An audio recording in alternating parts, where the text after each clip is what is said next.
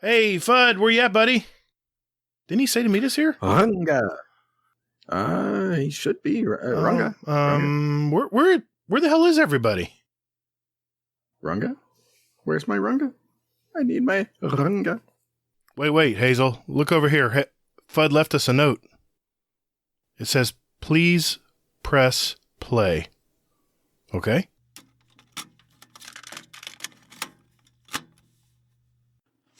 Man, dude, 88 episodes under our belt. Yes, it's amazing. We've It really come is such a long way. Runga, I think it's because of our beautiful friendship and honestly, your good looks. Yes, I bet you it is. I feel like that's part of it. I mean, I have a beard, but your beard, you know. Stop, dude. You're always saying such we can't stop saying good things about each other. That's what I love about this. I love it. It's been great. I can't wait for our guest tonight. Oh yeah, who do we got on tonight? MarkyMark. Oh, that's going to be a great show, man. This podcast is going places. Amen, dude. How far do you think we could take this thing? We can surpass Potato Thumbs, Distinguished Gentlemen, whatever they decide to call themselves next week. Distinguished has-beens, am I right? I mean, we're already recorded more than, Gamers Radio. I mean, well, I mean, people who haven't even started a podcast have recorded more. You know what I mean? mm-hmm. Oh yeah, man, dude. Well, I don't know if you heard. MarkyMark's going to be a little late, so we're just going to do the intro, pre-record it like we do, so much of the show. Gotcha. So, all right, you ready? Yeah, I'm ready. Okay, here we go. Welcome to Guardian Downcast. Runga, what are you doing right now? I was recording the intro like we talked about. It was my turn this week. When has it ever been your turn? We've never talked about this. I brought this up in our Discord chat. You said it was okay. You said fine. No, definitely. Maybe it was something earlier you said, not to you doing that's I do the intros. Oh, you're going to say it's your podcast? Is that what you're getting ready to say? What? No, I don't matter? Why? No, I would. That's not what I was. Why do you always have to said make it it's this way? my. You said no, my intro. Why do you have to make it so dramatic all the time? Because that's what I do. I'm the drama queen of this podcast. Yeah, that's the understatement of the goddamn century. Whatever. Don't you what? Oh yeah. So now you think you can just make fun of people anytime you want? Yeah, kid. You're an idiot. Fucking excuse me. You're an idiot. You heard me. I said it right. I think you're a condescending who should probably go frolic with the near he sees with some sort of you little piece of fucking Jesus, that felt good to say. I've been wanting to say that to you for 47 episodes. Wow, only 47, not 88. Well, no, but you can't remember how many episodes. Wow, that's how many episodes I've wanted to tell you all those things I just said to you. Whatever. You know what? What? Forget this. I'm done. Forget it. I'm going to start my own podcast. Yeah, because people are going to listen to your podcast, right? A podcast owned by someone named Gatr? That's ridiculous. It's better than Hazel. Wait. It's better than having the name Hazel. It could be. Gatr is popular. I mean, no one likes that name, but fuck it. You know what? They were on last week, right? Whoever I don't even remember their names. No one gives a shit. They can just have the show. I'm done. That's fine. Just give it to them. Just message them. We still got our Discord chat. Just send them a message. No, I'm blocking you immediately after all this. That's fine. You block me. Sicken me. You disgust me. The fact you exist makes me break out in hives randomly. Wow. I only took 47 extra episodes for you to finally tell me how you feel. Okay. Yeah, I already. You know what? I'm done. I'm leaving right now. Fine. Leave. Fine. Cool. Bye.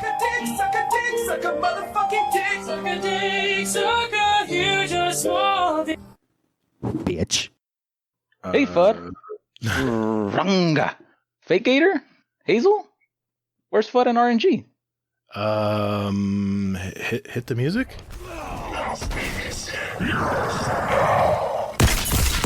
Guardian down.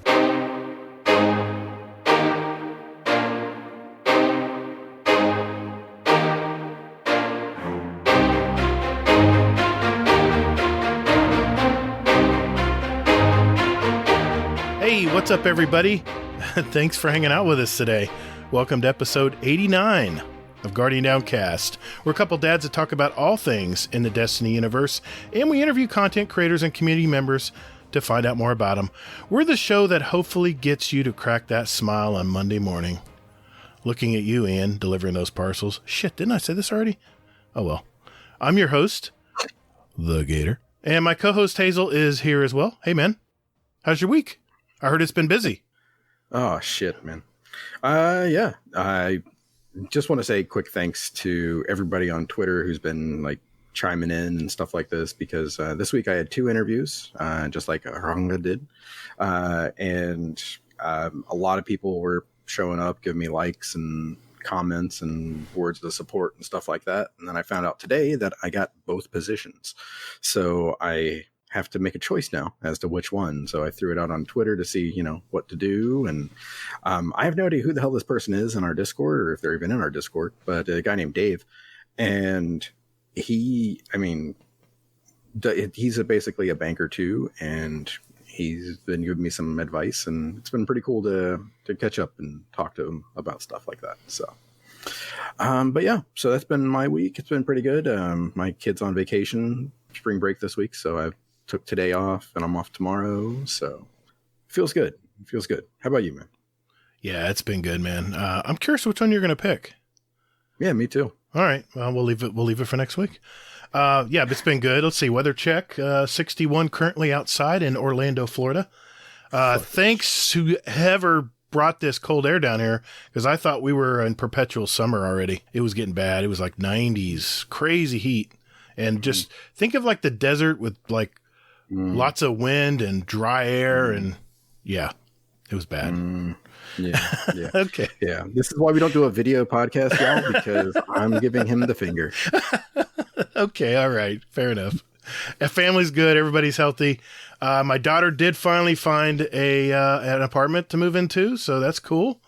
She's graduating in May, and my son will be moving down in June. I'm gonna have all my kids back in Florida. Thank God. But yeah, everything's good, man. Life's good. It's all I can hope for, So Awesome. Well, this week we have a community member that's in probably several of the Discords that we all inhabit these days. And I've just always wanted to know more about this guy. It's our friend, MarkyMark. Hey, man, how you been? Hey, what's up, guys? Yeah, we're doing good, man. I'm good. Just a little bit nervous. The butterflies in the stomach. Nah, no reason to be nervous. We're going to have fun tonight, man. It's going to be a great show. I won't, don't tell them about the speed run, Hazel. All right. Just, hey guys, just an overview of tonight's show. First, we're going to hear MarkyMark's story. Next, we're going to test his Twitch reflexes in our new and further improved fast fire segment we call the speed run. Hazel's going to go over the TWAB for this 8th week of Season of the Chosen. Our discussion this week will be the Crucible, what's good, what's bad, and where Bungie needs to go from here. And we'll answer community questions. And finally, we'll add 2 songs each to our award-winning Guardian Downcast show playlist on Spotify and iTunes. All right, guys, let's roll.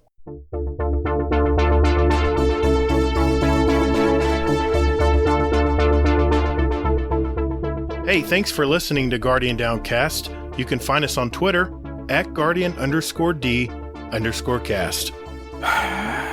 Or, you can find us on Instagram at Guardian_Down_cast and see what pics our weekly guests want to share with you. Or Hazel, just visit our website at GuardianDowncast.com for all the contact information and where else you want to find us.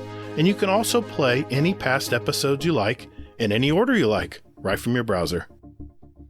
Don't you or me, man. Anyway, so hey, Guardians, check us out, and later, Guardians. Toddles. Hey, that's my line, man. Hey, Mark, I just want to say thank you so much for coming on our little podcast here, man. Yeah, man, definitely. Yeah, we appreciate you. So thank you, guys. Let's get caught up a little bit here about yourself. So tell us about yourself. Where'd you grow up? Where do you call home? What do you do for a living? That kind of thing. So, let's see. For the most part, everybody knows me as MarkyMark. The gamer tags changed just a tiny bit. but everybody still calls me Marky either way. I grew up in SoCal and still live in SoCal in the Palm Springs area. Have you guys heard of Coachella Fest? Yeah. Or Coachella? Yeah. Oh, yeah. Yeah, so I live in that area. And, it's really a quiet little valley, really in my kind of style. I really like it. And so I've decided to stay here and not move anywhere else. Well, SoCal, I think you're in a good place, dude. I heard the weather's good over there. I'm not a weather snob or anything, but I'm thinking that's pretty good weather down there. But 8 out of the 12 months is probably okay. We hit 115, 120 during the summer. Ooh. Well, that's what air conditioner's for. Yeah. Have you been to Coachella? Yeah, I went twice. Once we snuck in on a Sunday when Snoop Dogg performed, and I regret that day to this. We sat in the sun waiting to be front row, and I think before Snoop there was Coheed and Cambria, so there was a lot of moshing, and we couldn't handle it. We ended up leaving either way. So yeah, we just sat in the sun and baked for no reason. But the next time we went, it was because my wife wanted to see Beyonce, so she paid for the tickets, she paid for everything, and we went. It was a good time that weekend. Wait a minute, I'm curious. We had learned. What's up? I'm curious. Have you ever fallen asleep standing up in a mosh pit? No, I try not to be in any mosh pits. Old joke. That's anyway. A shout out to one of our past guests. You might know him. He does little segments every week. Well, what do you do for a living, man? How do you pay the bills these days? So, for a living, I am a landscape manager at one of the country clubs here. Oh, nice. So, golf's a big thing. Snowbirds is a big thing. So, yeah, I help manage 1,400 homes. So wow, that's what I do, and it's a good place. It's a good place to work, and I've come a long way from where I started. So definitely good, and it pays the bills. It helps me support my wife, my 3 kids. 4th is on the way. Hey, congratulations! So, thank you. Yeah, we're finding out the gender this Sunday, so nice. That'll be cool. Well, you said you came a long way from where you started. Where did you start? So, my son, or my then girlfriend, got pregnant when I was 18. Okay. So I had we had our son very young, and right out of high school, I knew I had to find work. So I started as a Cutco salesman. are you guys familiar with Cutco? A Cutco? Oh, no, I don't know what that is. Yeah, it's knives, cutlery. Oh, okay. Yeah. Yeah, I got you. So it's like a door-to-door, not even door-to-door. You're not allowed to do that. You had to, cold call, pitch it to your family, and then they have to give you references, and you go to those people. And yeah, the only people that I sold knives to were my grandma, who then, later on told my dad, "Can you tell him to cancel my order? I don't want to pay that much for knives." I love it. Grandma always buys stuff. She canceled? Damn. She canceled. That's brutal, dude. She was going to cancel, and my mom said, "You know what? I'll just pay for her set, and I'll keep them." Oh, right. And then my girlfriend bought a set. It's amazing what your parents do, man, to support you. That's awesome, man. So where did you go from there? So did you run into this job just as a laborer, or did you move up naturally, or did you fall into this? It actually, from the Cutco salesman, I knew when I came out of high school, I wanted to be a teacher. Okay. And what I did is I did this, it's called a volunteer worker program. Okay. To be your tutor. Oh, nice. And so I did that for about 6 months, but since you're considered a volunteer worker, they don't have to pay you minimum wage. Wow. So I was making, at that time, minimum wage was $8, and I was getting paid, after I did the math, I was getting paid about $4.25 an hour. Okay. Wow. So with my kid on the way, I knew, I couldn't support a family with this wage. And it just so happened that a landscape company that my uncle worked at, they needed somebody that spoke English. That's all they needed. That was a prerequisite. Wow.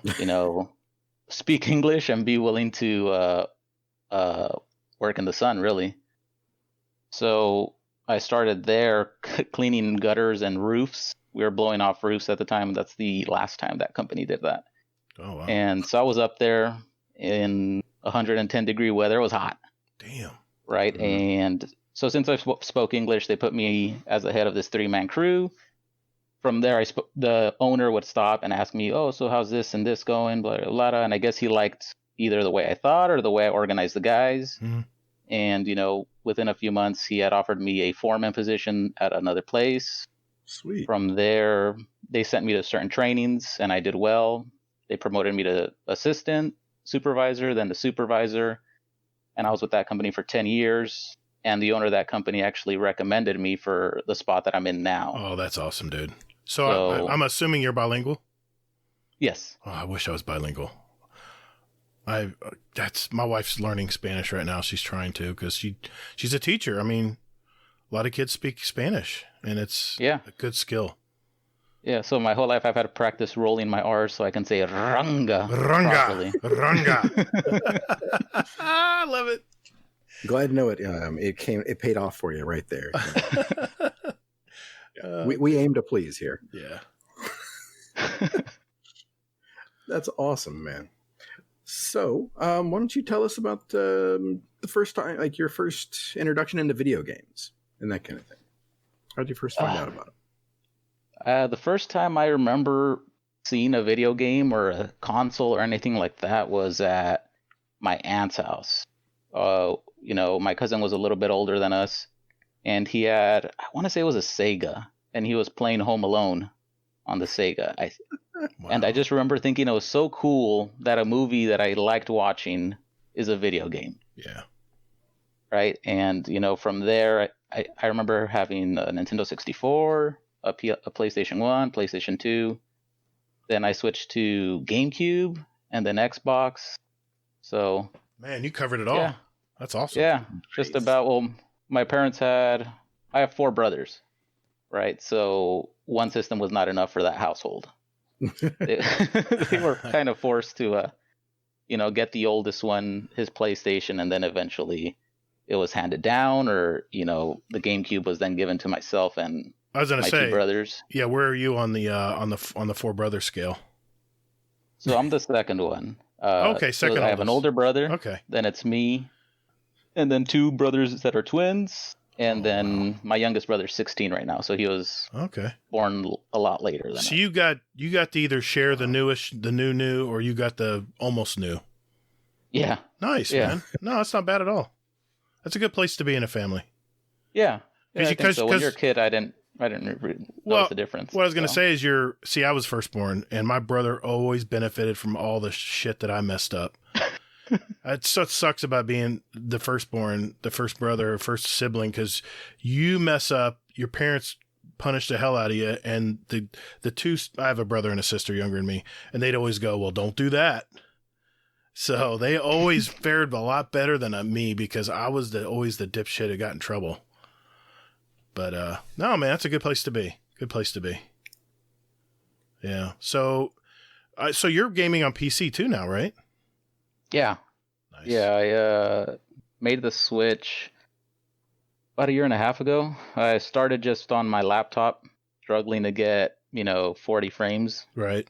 in Destiny, and eventually made the purchase with the one stipulation to my wife that if a new Xbox or PlayStation comes out, I'm not getting those. So I see. Future proof. I got you. yeah. Yeah. I say that first too, and I end up getting what I want anyway, but you've been married long enough, and you've been married a long time, it sounds like. You figure out how it works. The right jargon and stuff. So Yeah, I like the bed. I'd rather sleep on the bed than the sofa. Fear is a good motivator. Definitely. For not doing things. Yeah. Well, thinking back to all your gaming past, is there one memory that just really sinks in when you think of gaming? It flashes back to that memory. I have 2, I guess. Go for it. One is of rage, and the other one is when I fell in love with gaming. Oh. And so the first was with Def Jam Vendetta. That was a long time ago. I can't remember how old I was. Vendetta. But, you remember that game? Yeah, it was a pretty cool game. I don't know what kids were doing with a game like that now that I think about it, a bunch of rappers beating each other to death. So Because it's rappers. Shit. Oh, but man. I remember I was going through the campaign, and when you have brothers, it's, if you can't beat the guy in the story or whatever the next level is, you give up the controller. And I remember breezing through this story and just beating whoever they put in front of me. And when I get to D-Mob, the boss, I try and I'm getting so frustrated that I remember crying, and my mom thinking that I'm crying because I have to give the controller up. And my younger brother picks up the controller and beats this guy in his first try, like, without an issue. Wow.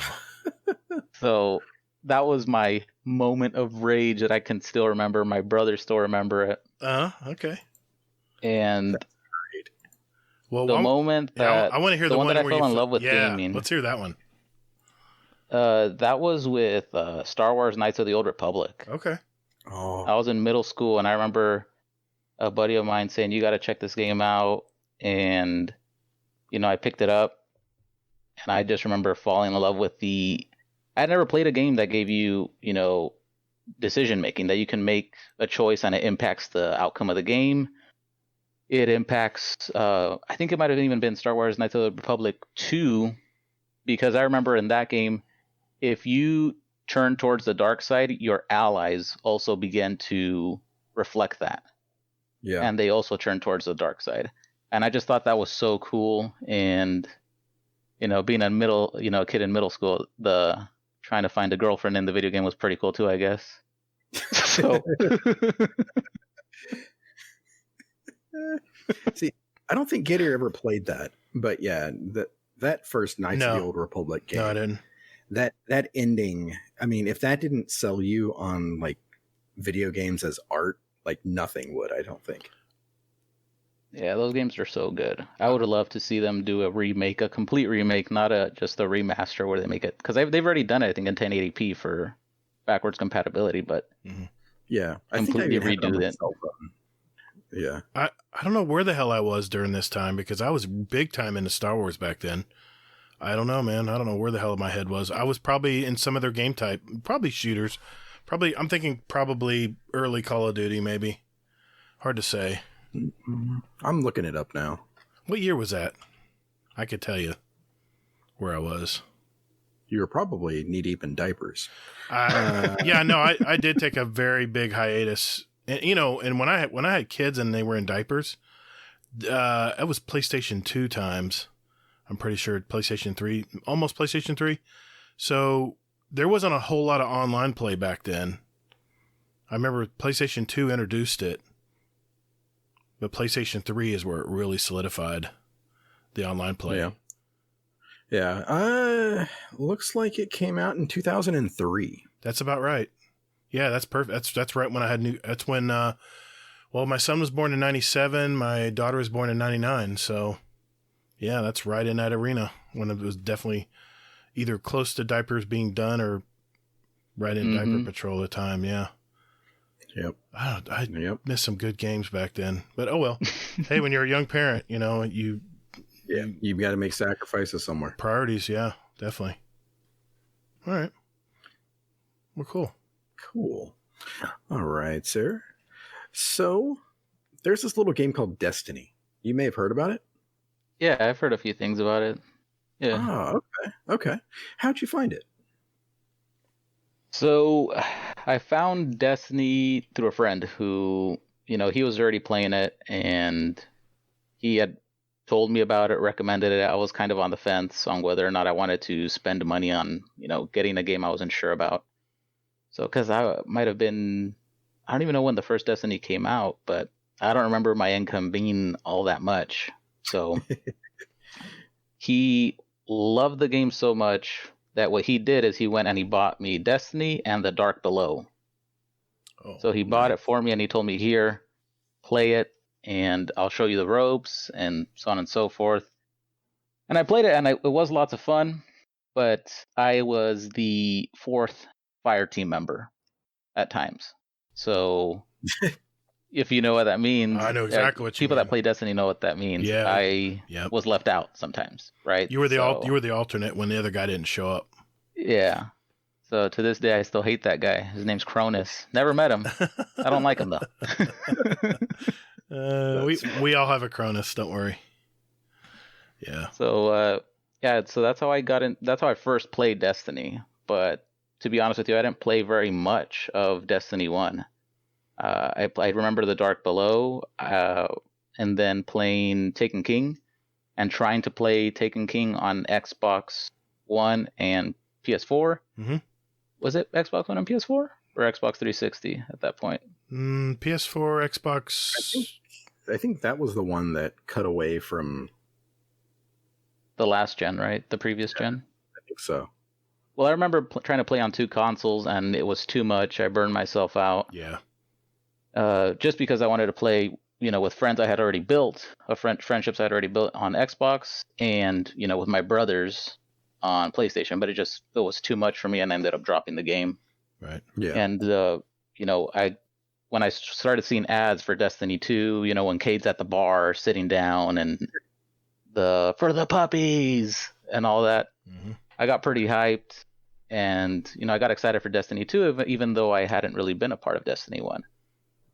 So picked up Destiny 2, and I've been playing it since.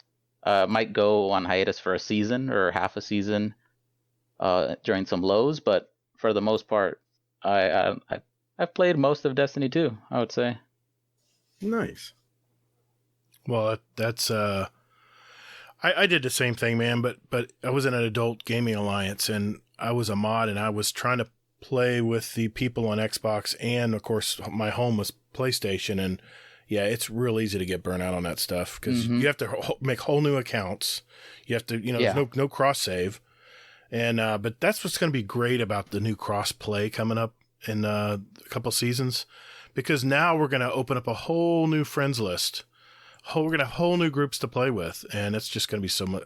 I mean, we've got people we talk to in our Discords like, can't wait till crossplay because I want to raid with you, or I want to do some PvP, and I love all my brothers and sisters on PlayStation, but I can't wait to play with a lot of the Xboxers out there that I haven't been able to. It's not like he has an Xbox that he can play with. It's just you know what it really is. It's all about time. It's all about time.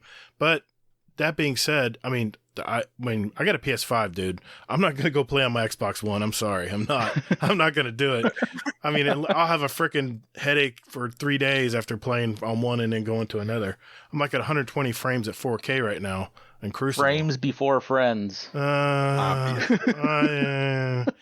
It's adjusting my eyes. Warcry knows what I'm talking about. Anyway. Well, now it's not even frames before friends. It's eyes of tomorrow before raiding. So. Oh, come on now. Come on. I did a lot of raids, man. I've done a lot of raids. Well, speaking of Destiny, think back. It could be Destiny 1 or Destiny 2. Was there a moment that you, whether it was with a group or by yourself or whatever, that just sticks in your head? I know there's a lot, but I'm just curious. There's quite a few. One that stands out. The opening moments of Destiny 2. You know how when they show you your achievements for Destiny 1? Oh, and the people you gamed with. Oh, yeah. The people you gamed with, the date. Even though I didn't do a lot in Destiny 1, that was, it was nice, very nostalgic to start up this game and see my old gamer tag, the gamer tags of my friends that I completed, raids with. So, anytime like that, or when they have those cutscenes with Ghost talking to you, right? Those are always awesome. I always enjoy those. And it hits Sometimes I'll even just go back and watch them. And it hits you in the feels when you see all those past friends you game with that you may not be gaming with today, but you kind of wish you were. Yeah. Yep. And then the memories just flood. When you see those activities and the people you're gaming with, all of a sudden all these memories flood over you. And you're like, oh man, that was such a great time. That was a great thing Destiny did. That was very smart of them to do that. Because it is a community game. As much as I like to go play stuff solo, nothing beats a great night of PvP with the guys, and the girls. And just talking it up. So... Well, that's cool, man. What are you playing right now in PvE? I know you play a lot of PvP, but are you trying stuff out in the new PvE environment? So for PvE, I'll do, all of the, like, I guess mundane tasks, like 3 strikes or 3 gambit matches for the pinnacles. Right. But if I had to pick one PvE activity to do, let's say for the rest of my life, it would be trying to solo dungeons. Blind is what I've found a lot of fun in. So for Pit of Heresy, I soloed it blind. Granted, throughout, a few sessions, so I'd stop at the 2-hour mark and go do what I had to do, dad or whatever it was. Right. And then come back later that day or later that weekend and, do another portion. But there was only one part where it was so difficult that I thought, am I doing the right freaking thing here? What the hell is going on? And I had to go to Datto to double check one part of it. Mm-hmm. But, besides that, I did it blind, and it to me, it's fun. It's challenging, but not because the enemies are tanky. Tanky enemies to me are boring. That is so boring when you have to empty 2 clips into an enemy just to kill him. Mm-hmm. It's frustrating. Yeah. So blind or soloing activities that are maybe meant for a fire team are pretty fun as long as it's not tanky enemies. So Pit of Heresy would be my favorite PvE activity. Have you soloed the Glycon yet? The Glycon ship? Yeah, just the regular. Yeah, so me not too. the master. It was a lot of fun. That's all. You soloed a Gatr? Yeah, I soloed it first time. I did it. Yeah, I did it almost blind. I had to look for. I had to talk to Rikakis for a second on one of the middle parts of it. But he informed me what I was doing wrong, and I immediately corrected it. But I almost did it blind. I told you about this. Okay. Remember? I thought you. Okay, I didn't. I don't mean like the first time that you're going through it. I mean, I did. Hold on. No, I ran it solo the very first time because I looked at it and I popped it up and I realized I could go in there without a fire team. I was like, hell yeah, let's go. If I die, I die. Let's figure out what to do. And I figured it out all the way to the middle part there where you have to jump to the electrical field. That's what threw me off. I didn't know where to find that fuse. But no, I did. I ran it solo the very first time I played it and I loved it. It was so scary, man. I was like, shit, something's coming at me. I heard something shift over there, like something big. I'm like, I'm going to turn a corner and just get flattened. But it never happened. Yep. So, yeah, I was in there, I want to say this past week, and I didn't have anything else to do. I could have done bounties or some bullshit, but I was like, nah, I'm good. So I went in and I tried to solo it flawless. Ooh. And I got all the way to the boss flawless. Mm-hmm. And then I was like, okay, great. It was like when he first showed up. So I was just like owning him. Then he went downstairs and then I jumped down after I wiped everything out and I saw him and I was just like, okay, I'm just going to shoot at him for a little bit with a sniper. Well, then he warped up front right next to me. And I was like, I thought you fucking fixed this, buddy. Happened to me too. Yeah. And I was like, well, there goes my flawless. All right. Yep. Same thing happened to me. I was flawless all the way to the, I cleared every room before I tried to figure out the puzzle. Because once you clear the room, you're good. It's quiet. But I got to the boss, and you know what I kept doing? I kept hitting that stupid pipe that's over your head. That's angled purposely above your head, so when you jump, it stops you from jumping out of the bottom area. God, it was so frustrating. Mm-hmm. But other than that, I was flawless up to it. Yeah, do you try flawless too? Or not? I want to, especially that's next. I want to try flawless for the Presage and for Pit of Heresy. That's one I really want to do flawless. Yeah. So, and Presage, since I backed out, go ahead. It's easier to do that on Presage. It really is. For the regular one, right? Not Master? No. Right, regular. You'll be there. You'll be there for 3 hours on the Master. Because there's this middle hangar area. I mean, there's so many. You have 3 waves of heavily shielded people, and for one person, hell, with 3 people, it took us 25 minutes in that room. God help us, someone trying to do it by themselves. You better be very inventive or be what is it, Azonis? Or not Azonis. What's the guy who Esoteric, that guy, yeah. Sorry, Azonis. Yeah. So, yeah, and I'm sorry, Esoteric is badass, but I would like to know how many times he has to do it before he gets it all down. He has to do it so many times to get it down. Hey, I give him kudos for doing it. he puts those videos out whenever he fails, and he like does like a failtage. Oh, I didn't know that. Yeah. Oh, very cool. Sounds like a fun watch. Yeah. Yeah. It's more fun to watch that than it is to watch him actually complete the shit solo that you can't. Yeah, no. Yeah. It's like, dick. Oh. But yeah. Nice. So, well, you dabble in PvP just a tad. Just a little bit. Just a little bit, yeah. Yeah. So, how did that come about?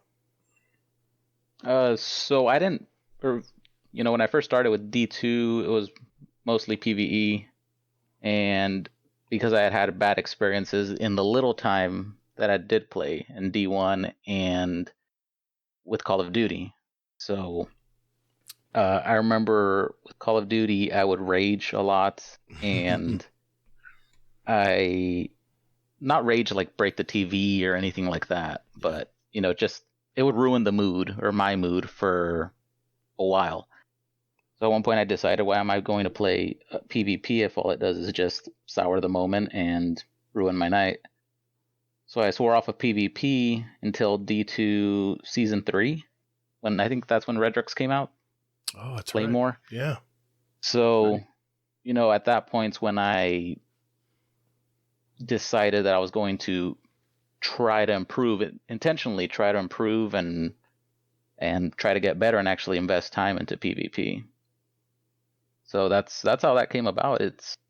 I didn't talk to anybody, or I didn't see any life-changing montages from any of the streamers at that point, but right. It's just something that I took upon myself that, interested me, and I thought it was kind of cool, that you're only going to get this gun if you're good enough, or if you know people that are good enough to carry you. Right. Right. So I didn't want the latter. I wanted the former. I wanted to be good enough to get that weapon myself. I tried to solo the Claymore mission when it first came out. I was streaming it. I do part 1, day 1. Here we go. By day 3, I deleted all the videos and said, fuck this. I was like, I don't know anybody who can help me get through this, so I'm just not going to worry about it.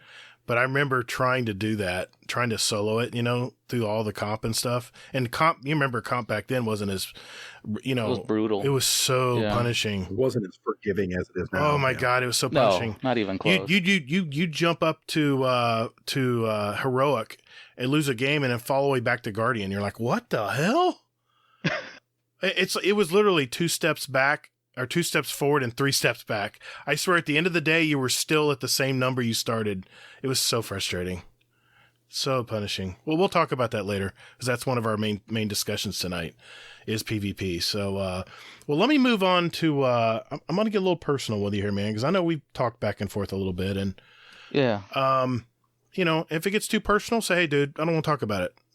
But I figured I'd ask these questions, and if you want to answer them, great. If not, no big deal. But I'm going to start with this. What's the dad life like in your house today? We have a lot of young dads in our Discord, and I'm just maybe kind of enlighten us. So, for the most part, the way my schedule or my work schedule and my wife's work schedule is set up is, 5 out of the 7 days of the week, I don't really see her. So I'm a single dad, not a single dad, but I'm soloing dad duty, parent duty, most evenings, right? Most evenings and most days. Saturday, Sunday, I have them from when they wake up, up until mom gets here at 6 p.m. sometimes. And during the week, 3 days during the week, I have them from when I get out of work, pick them up from grandpa and grandma the rest of the evening. So it's fun, but there's also those days where, the 2 smaller kids, the 4-year-old and the 1-year-old, are having a bad day, or they're just acting extra special. We all know about that. And it can get rough. It can be rough. Yeah. But, it's definitely worth it. Definitely worth it. And, it's scary seeing them, before I blink my eyes and my 4-year-old is 4 now. She's going to be 5. Yeah. Like, it's crazy that that it's happened that fast. You know, it's funny. I was watching a comedy tonight with my wife, Mike Birbiglia. It's about him having a kid. And he says his brother comes up to him and says, you don't know how to be a dad until you become a dad. And he says, well, can you be more precise? He leans over to him and says, it's relentless. And every dad knows exactly what that means. It's relentless. It just doesn't stop. It's full time. Sorry, Hazel, I'm gonna jump ahead here. Let me ask you this. We kind of know what life's like to be a dad. How do you balance gaming and family in your life? So for that, it's usually, they dictate whether dad can game or not. Right. So if they're okay with, I set up a TV in my room because if I'm gaming, I prefer to have them in the room with me and they're just either relaxing watching TV or, behind me with their dollhouse playing with their toys. Right. So you're present. That's good. Yeah. So I want them to be near me and, now anytime that they need something, if it's quick play, fuck it. I really don't care. Yeah. I will get up and go get them whatever they need, whether it be a snack or a drink, whatever it is, right. Or they just want to change the TV. Mm-hmm. Yeah. If it's trials and it's something I can't leave the screen just like that, I just tell them, can you just hold on after this match? We'll go get you whatever you want, whatever you need or whatever. Sure. If you're hungry, we'll go get it after this match. Right. It'll be 5 minutes, whatever it is. And, the 4-year-old is usually is good about that for the most part. The 1-year-old, believe it or not, is more independent than the 4-year-old. So she's going to be 2, but, for the most part, she just sits down and watches her TV. And if she needs anything, somehow she just brings it to me, or she's pretty good. She's good. She's a good 2-year-old, going to be 2-year-old. But nice. And, well, there are some nights that I just don't feel like gaming. And they'll watch TV or we'll play in the living room. We've done puzzles. Sometimes my daughter wants to paint my toenails or she wants to paint all my nails. And I tell her, no, you just got to paint the ones people don't see. So, it's hard to balance it. And, sometimes I don't do a very good job of it. Well, we all try. But, we try our best. It's about improving. I'm trying to get better and make sure they're happy and they know that their dad loves them more than, a game. Right. So. That's awesome. Yeah. Yeah, I think Truth Lives. I think he knows something about the whole getting your fingernails painted. Yeah, he lost a bet, I think, or something like that, and ended up having to have his nails painted, and he actually had to go to work with that. So, yeah.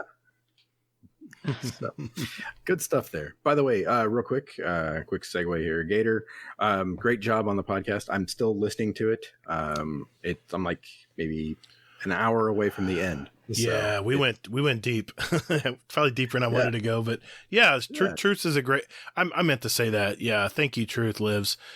His Forsaken podcast, which now Sweaty Spooks is one of his permanent hosts now. And they're coming out. I believe they've changed the name of the podcast. It's now going to be called Guardian Ghost. Is it Guardian Ghost podcast? Guardian Ghost. I think it's what it's called. Sorry if I mispronounced that, but yeah, those guys are really great. They let me blab forever. It seemed. Thanks for that. Yeah, that's why the episode was so long. Okay, now back to Mark. So, excuse me. Whew, got a cold. Hey, if the hat wears it, all right. If the hat fits, I'll wear it. So. Okay, whatever. All right. So kind of segueing a little bit. So you are. I mean, okay, I'm just gonna come out with it. You're like one of the best PvPers that's around at the moment. I mean, in our little circle, it feels like. You're no slouch. I'll say, yeah. Let's put it that way. I'm not very good at, what's the way to put it? I don't even refer to myself as a good player. So just because I know there are people out there that are a lot better, and there are still games that I get stomped. Well, So, there's always going to be someone better than you. Always. Yeah. yeah. That's a constant. Yeah. Well, I mean, it's funny you say that because I don't know if you know who Ascendant Nomad is, but he put out on Twitter like his past 5 games. And there were like 3 games where he was like sub 1.0. Wow, And I didn't then- even see that. I didn't either. Yeah. Yeah. And he's like, people don't expect to see this. And it was like 3 games where he was sub 1.0 and then 2 games where he was above a 1.0. And he was just like, he's like, it happens to everyone. So it was really cool to see that. He's human too. Well, Yeah. speaking of, do you have any like YouTubers that, that you watch and that you would recommend to anybody? Yeah, so I got a buddy who is very small. Sometimes he streams, and lately he's been posting more videos onto YouTube. This guy is really, really good. I kind of think of him as the villain for streamers because I've been watching streams where they match him and they'll go, fuck, it's this Zen guy. Fuck this guy. I love it. But his name's Zendorji. You'll find him on YouTube under Zendorji, and he's really good with Voops. Right now, I think he's using shotgun, but if you see his videos, he does crazy things with fusion rifles. He's played with Bandwipe. He played with Mikowski. He would help Mikowski get viewers up to legend. Wow. So he's good. He's really, really good. We may have to look into this guy, Hazel. I just looked him up right here, and he put a video up 6 days ago. 28.0 KDA with Lion Ramparts. Wow. That's crazy. We ran out of medals, a Ghost in the Night, and he was using the Dead Man's Tale. Wow. He's good. He plays the meta for the most part, but either way, meta or not, some players are just good with whatever they put on. And I think he's one of those. Yeah. So I'd recommend him. He's a cool guy, and he's human, so he tilts from time to time on stream for the most part, but yeah, he's good, and he's a good guy. These guys at Tilt, I don't understand these guys who have all this salt and Crucible. It's crazy. I don't understand it. It's just an enigma. Yeah, it's just unreal. a game, Gatr. Oh, don't pull that crap on me. Don't pull that crap on me. Well, it is. It's just a game. No. We're not. No, we're not going down that rabbit hole. Not yet, anyway. Gator's like, I haven't had enough to drink yet. Well, I'm gonna get a little personal here because I kind of came out on an episode where I talked about I had kind of a gaming addiction when I was younger, when I was a younger dad. My kids were out of diapers, but I was heavily addicted to Call of Duty, and even first parts of Destiny. I was really hooked, where I wasn't always present for my kids, and it's kind of embarrassing to talk about, but I think a lot of dads out there deal with this, and parents out there deal with this, that like to game. It's a tug of war. It seems to happen all the time. If you love to game, but yet you love your family. Has this ever been an issue with you at all? Have you ever run into this what's the word? Struggle? Yeah, so, and I wasn't conscious of the struggle. I wasn't aware of how, of the addiction until I was listening to this podcast. Really? And I can't remember what episode it was, but I remember you opening up about it and giving some examples. And I believe you said that it got to the point where your kids and your wife knew dad's gaming, don't bother him. Oh, that's right. I remember that. And it hit me that that's where I was currently at. And that from then on, that's when I flipped a switch where I still, compete. I'm still competitive when I play, but if it's a quick play game or whatever it is, and my kids need a sandwich or they want ice cream or whatever it is, they want some cookies for a snack, fuck the game, and I'm just going to go get up and go get them whatever they need. Good. Rather than, ignoring or just, go tell mom or whatever it might be. Yeah. But it's like I said, sometimes I'm not a very good dad. So it might still happen, not to the same extent, Right. but it still happens where they might want me just to stop playing completely, Right. because they don't want to be in the living room or where the PlayStation's at by themselves because they want to play Fortnite, or they want to play Fortnite Dance Party and they want me to play with them. Right. Right. So those are the best times, man, when you play games with them. Yeah. God, there's some Well, great from time memories. to time we'll play Team Rumble, but in Dance Party you're just running around and Yeah. So They'll never forget those Yeah. memories. I mean, the Rock Band and the nights we all played Rock Band as a family, and we were getting pretty good too, by the way. I'll never forget. Even some of the songs, I even listen to the song and it'll bring me right back to that time. So yeah. So it's a struggle, and it's something that I'm still learning to work around or get better at. Sure. I should say. So, but yeah, I think it's very real, and I'm pretty sure a lot of people deal with it, and they might not even know they're dealing with it, just like I didn't know. Yeah. So, well, I'm glad that helped you, man. Yeah. That was not my intention. I mean, it kind of was actually, because at the time when I was coming out about that problem, I know there's dads out there and moms and dads out there that deal with this. I know there is. You hear about, all the time, how gaming can be addictive. And I've talked to Chris 3711 about this, and it's a real issue. And dude, I mean, the fact that you're being at least more conscious of what you're doing, that's all you need to do, man. Then you just have fun with your kids and know when when it's just a game. yeah. So If a quick segue too, really quick, since you mentioned Chris 3711, Mhm. we've only exchanged a few sentences when we played a Warzone tournament together. He was very quiet, didn't say much. Mhm.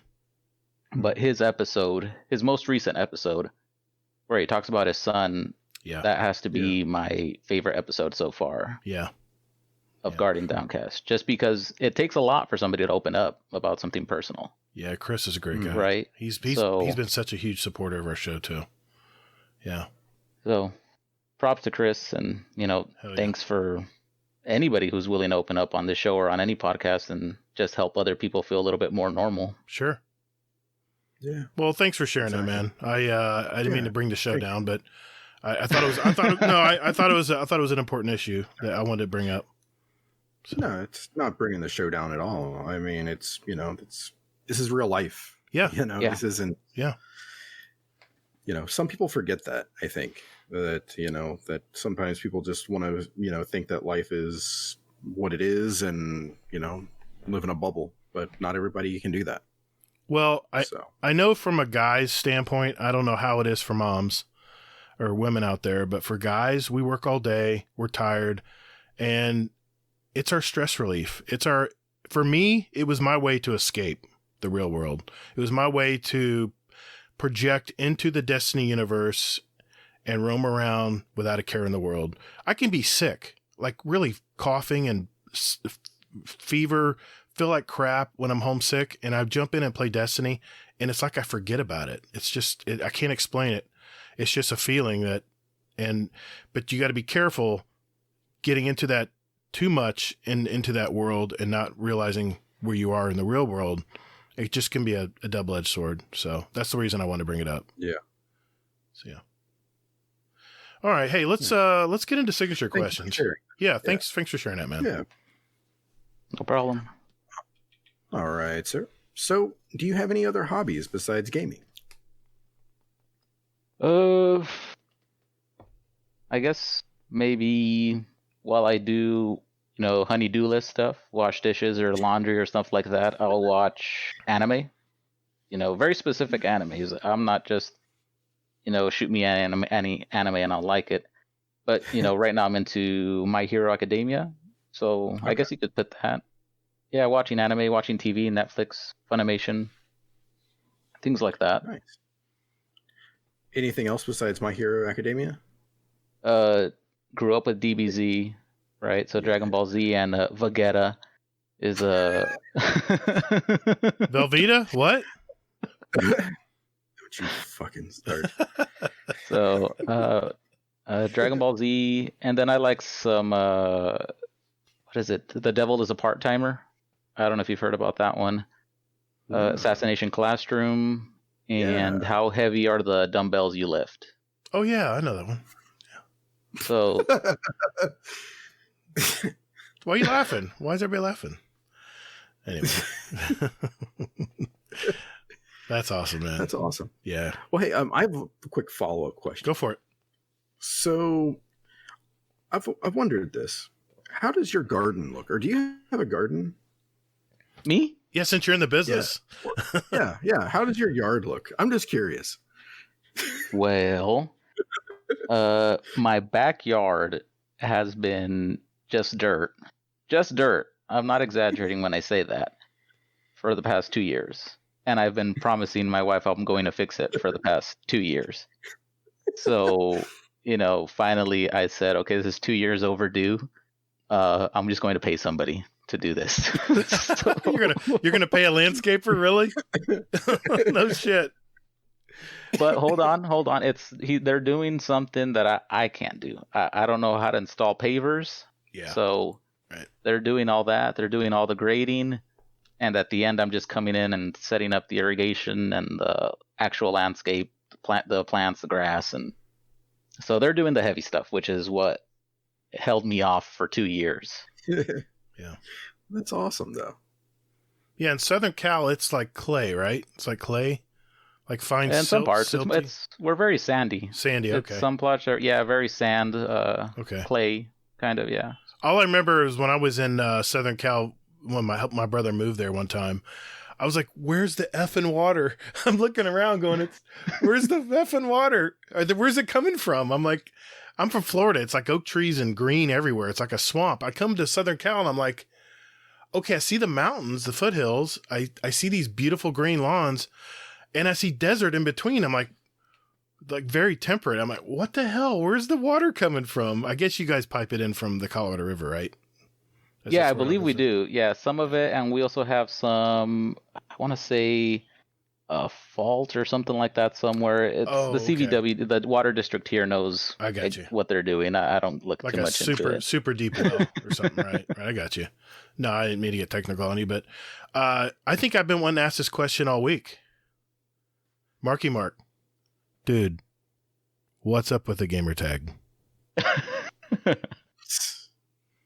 So, growing up, I'm okay with saying my real name. So my real name's Marcus, but growing up, all my uncles and the older cousins, called me MarkyMark.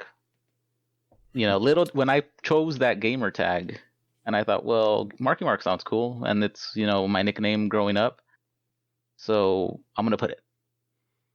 Little did I know, I wasn't aware when they were calling me that as a little kid that it was because of MarkyMark and the Funky Bunch. New Kids? Oh, shit.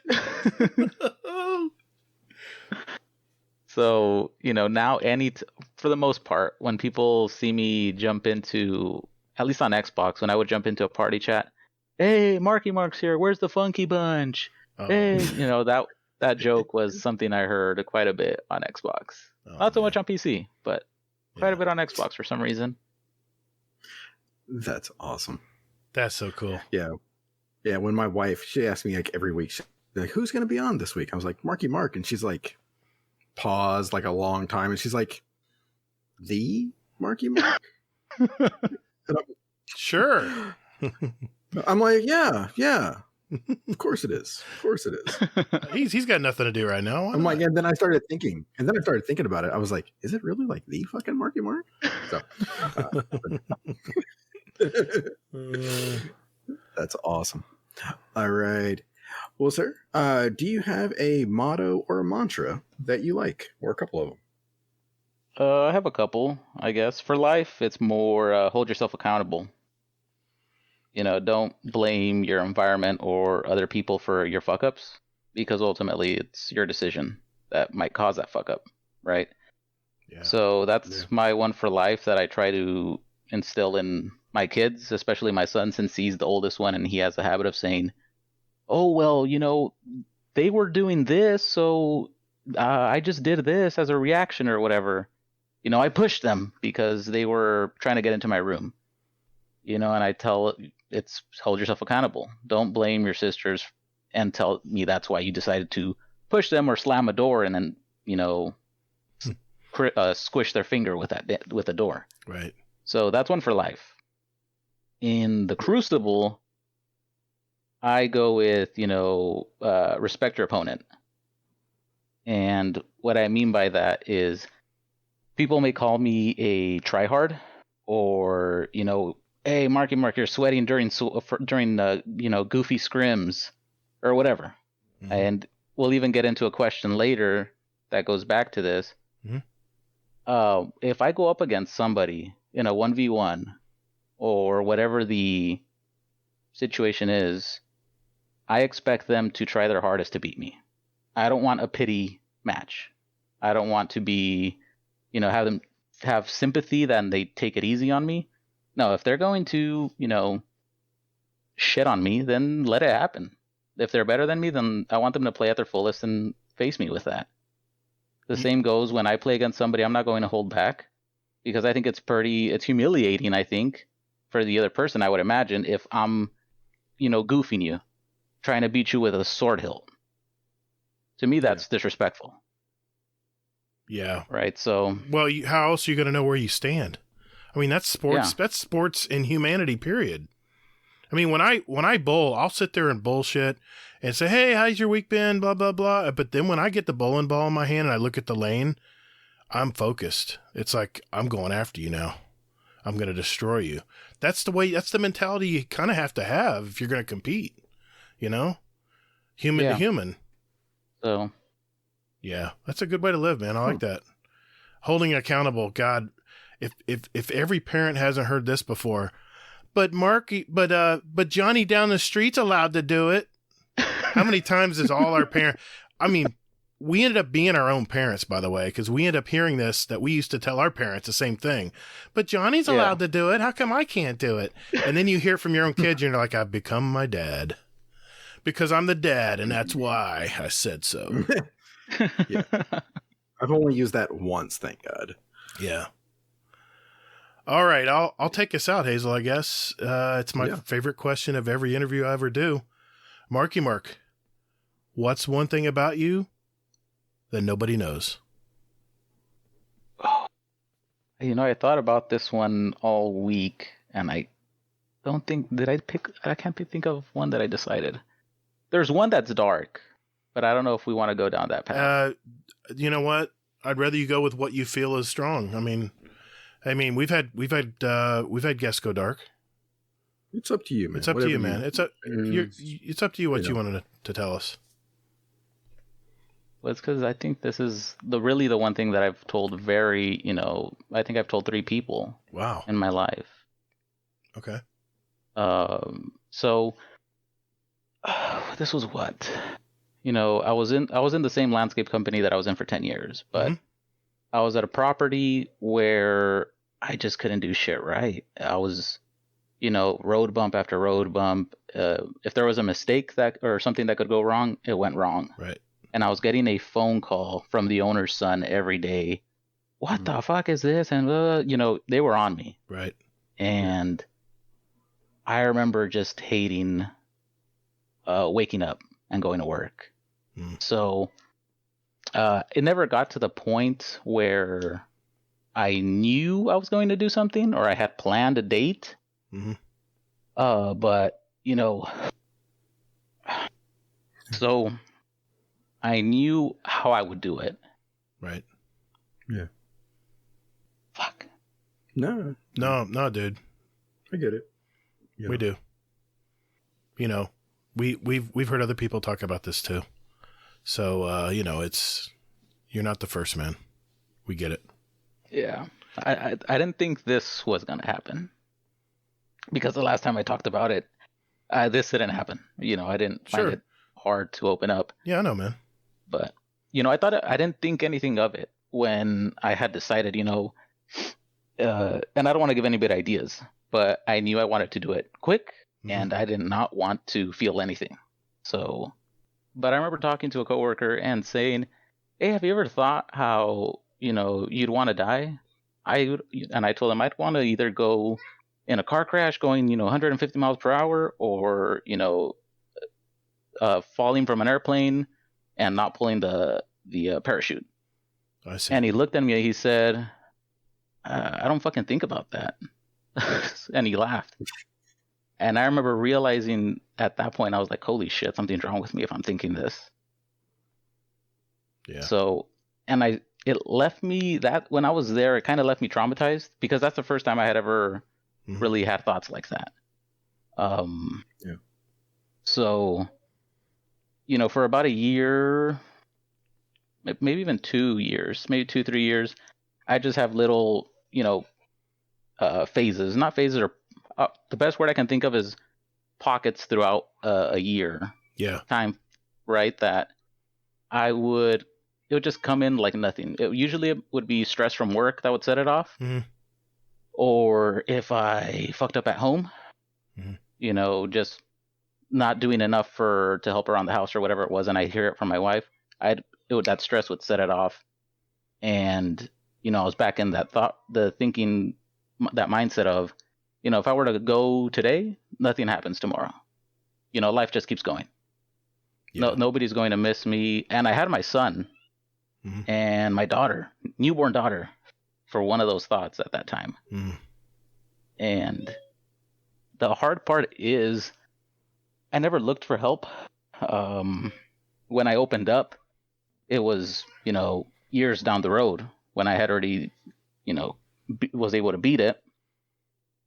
But I remember trying to open up to my wife, and unfortunately, she took it a different way. She took it as her and my kids not being enough. Yeah. To me wanting to stay here. I can see that. Right. Mm-hmm. So, right. I understand that too. But when you're feeling like if you die, there's no void. That's not what you want to hear. Right. So, what? It was rough. That was rough. Yeah. And that's one thing that I've only told, like I said, 3 people. And that third person only found out, 2 weeks ago because he was going through a rough patch. Right. Yeah. Share your experience. So. Right. Well, yeah, if that's too dark, don't be afraid to cut it out. No. I'm not cutting any of that. It's up to you. That's up to you, man. That's purely up to you. Yeah. And what comes to mind is what Average Joe told us when he was on our show. Keep fucking moving. Yeah. Keep fucking moving. And every time dude, I have days where I'll open up a little bit here. I used to work for my uncle, and it was the hellish 3 years of my life, but I had to do it to get my license. I had to get 3 years apprenticeship in to work. Me and you were working similar fields, by the way. Even though I'm in the pest control business, I still do a lot of landscape stuff like lawn spraying and beautification and stuff. Very, very parallel to what you do. And I even used to be in the landscape business too, but I used to work for my uncle, and my uncle was so paranoid that I was going to leave him. He was double hard on me. I would come into the office, and he would literally yell at me in front of everybody. And I just got so fucking mad. I said, I'm counting the days. 4 more days, 3 more days. And you know what happened on day 0? I pulled up, threw all my shit on the floor, and said, I'm out. Fuck you guys. I'm out. I'm starting my own thing. And that's what drove me to do what I do today, man. That what I went through. So you just gotta build strength from it, man. Just keep fucking moving. Yeah. Yeah, I thought about this earlier. This is like I said, this is one of the things that I thought about talking about when you asked me this question. Right. And, it helped seeing, oh, fuck, this is going to sound so goddamn dorky, but it helped seeing, I don't know if you've seen the video of when The Rock talks about depression and that he wishes somebody was there to tell him, hey, it's going to be okay. You're going to be all right. Yeah. That helped. So just one of the main reason I want to do this was not for I don't want pity. I don't want messages saying sorry that you had to go through that. Mm-hmm. I'm doing this so if there's anybody going through it right now that doesn't feel comfortable opening up to their friends or family, that they're not alone. That's the main reason why I wanted to talk about this and that I'm willing to open up. I'm hoping, hopefully nobody's going through it, but if they are, I'm hoping this helps them feel more accepted. And, obviously if they need to talk to somebody who they don't even know, because sometimes that's what you need, somebody who can't judge you because they don't know you from Adam. My DMs are always open. Yeah. So. Well, awesome. Thank you, brother, for sharing your life with us, man. Thank you, man. It was a great interview. Great interview, man. Well, hey, let's lighten the mood a little bit, okay? Hazel, it's that time of the week, man. What do you think? Yeah. We haven't done one of these in forever. God, Adam, I'm trying to remember how to do it. Feels like it's been like 87 weeks. I think it has been. Speed run right after this. Call the Praxic Order, call the Thanatonauts, the Jinsen Scribes, call everyone so they can witness you. Okay, listeners, this segment is called the Speed Run. This is where we have a database of over 250 randomly asked questions, and MarkyMark here will have 90 seconds to answer as many as he can. These are short 1 or 2 word answers, and at the end of the year, the guest with the most answered will win a prize and the title of 2021 Speedrun Champion. These questions are randomly asked. No one can memorize the order, and no spreadsheets allowed. And we'll have to quickly whatever comes to mind. Tonight, I ask the questions randomly from our list. Hazel is our timekeeper and quality control expert. If the question is questionable, then Hazel's decision will be final. Startin is our current leader. Reigning speedrun champion at 39. So ready, MarkyMark? Yep. Am I ready? Are you ready, Hazel? I'm born ready. I hope I don't run out of questions. Here we go. We'll give it a shot. All right. 3, 2, 1. Warlock, Titan, or Hunter? Titan. DC or Marvel? Marvel. Void, Solar, Arc, or Stasis? Solar. What is your favorite Destiny planet? Dreaming City. Morning person or night owl? Morning. Dogs or cats? Dogs. Should there be freelance solo strikes? Yes. What's the name of the first Destiny podcast you listened to? Destiny Community Podcast. Candy bars or chocolate bars? Chocolate. UFC or WWE? WWE. Gatr or Hazel? Gatr. What's the best sandwich? What's the best sandwich? Buffalo chicken. Have you ever been to the Lighthouse? Yes. GIF or GIF files? GIF. Destiny 2 seasonal events? Yes or no? Yes. If you could take any one famous person to dinner, who would it be? Jerry Seinfeld. VR or IRL? IRL. Who would win, a Vex Hobgoblin or a Fallen Vandal? Fallen Vandal. Least favorite smell? Vinegar. Tacos or burritos? Tacos. What's the worst job you've ever had? Cocoa salesman. Laces or Velcro? Laces. Best Destiny subclass? Solar hammers. M&M's or Smarties? M&M's. Europa, yay or nay? Yes. Hive, Taken, or Scorn?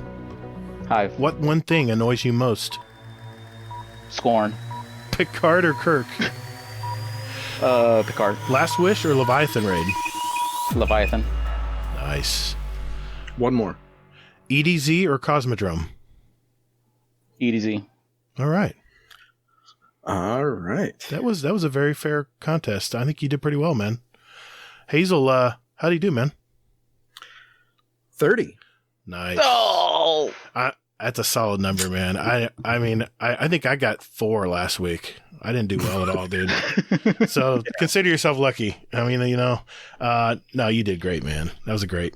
Thanks for answering honestly too, by the way. You actually put thought into problem. it. I like that. Sorry, Hazel. It's okay. It's okay. Gator's shorter to say.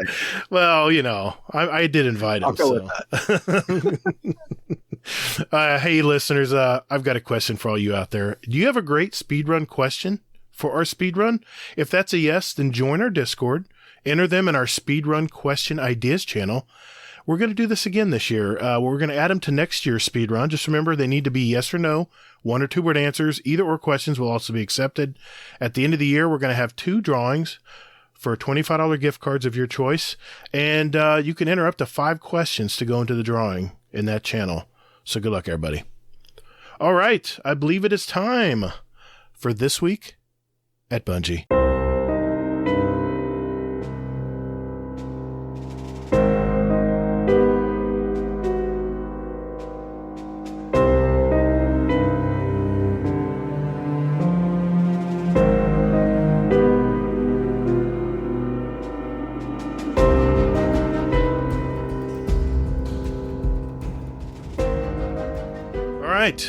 This week at Bungie, 8th week of Season of the Chosen. Hazel, what we got, man? Yeah, so with this being the 8th week of the season of... What the fuck are we in? Season of the Chosen. Didn't I just say that? Yeah. I don't know. I don't listen. So 8 weeks in, and fun fact, the story is all done. Ooh. Yeah, so we've got, again, 40 days left, and we have no idea what in the hell is coming. Hopefully some more stuff than what came this week, which was nothing. So, moving on. So, in This Week at Bungie, they talk about Gear Up. So, Ada 1 is going to be joining the tower again. And with that, we all know that she's going to be doing her transmog stuff. Well, not just that, but they're giving her some armor-related stuff that basically she's going to be selling some general mods, combat-style mods, and then some armor enhancement materials. So she's going to be doing all that, plus doing the transmog stuff. Now, you may ask, hey, Hazel, I can see you right there in your car, and you're like, hey, Hazel, but if she's going to be selling mods, what about Banshee? Well, Banshee is going to be getting 6 randomly rolled legendary weapons from the World Loot Pool each week. So it's sort of like a mini Arms Day kind of thing. It's pretty cool. Minus the bounties to get the arms, but yeah. No, shut up. You know what it is? You know what it is? No. Hear you. No. And then they're going to be like, oh, we fucking did something without a bounty attached to it. Holy shit. We can't give shit away for free. This reminds me of the vendors of Destiny 1 where there was a different role every week, you know? Of course, yeah, yeah. This is the Crucible Quartermaster. You know what? I think this is the beginning of them doing it on all the... Jesus. I think it is. I think they're going back to Destiny 1. I think they realize that the vendors was the way to go. I mean, MarkyMark, did you ever go in the tower in Destiny 1 and go check all the different clans, Dead Orbit and factions? All the factions, yeah. See what the gun was this week? That's the first thing I did every reset. No, see, that goes back to me not playing D1 very much. I was very, very casual for D1. Okay. I remember the factions and how you were able to pledge to them, even though there was no, faction rallies. Right. And I remember when I tried getting back into it, and I think I remember YouTubing, what should I get for from Banshee or from what is it called? For the weapons that people love? Oh. The Crucible Quartermaster? Or the things you guys just talked about, the bounties that you used to have to do to get a weapon. The gun Arms Day. Arms Day bounties. They need to bring us back. Yeah. They really do. So shut up. I don't have much input here because I didn't play too much D1 as far as Arms Day is concerned. So we'll just let Hazel carry on then. Hey, I mean, okay, Arms Day was all right. It was just, it sucked because you would, I mean, I think I still have like one of those Arms Day bounties in my of course we do character, because it was the fast firing scout rifle. I was trying to get one with like I forget what it was. It's a 42, I think. I can't remember the first part of it. It's something 42. Yeah, those are great weapons. Memories. Yeah. Mm-hmm. But anyway, so they're doing that, which is kind of cool. I'm looking forward to seeing, I'm waiting for that 1 week when they throw out Bottom Dollar and the Third Axiom and like all 6 like weapons that people are like busting their ass for. That'll be like week 1.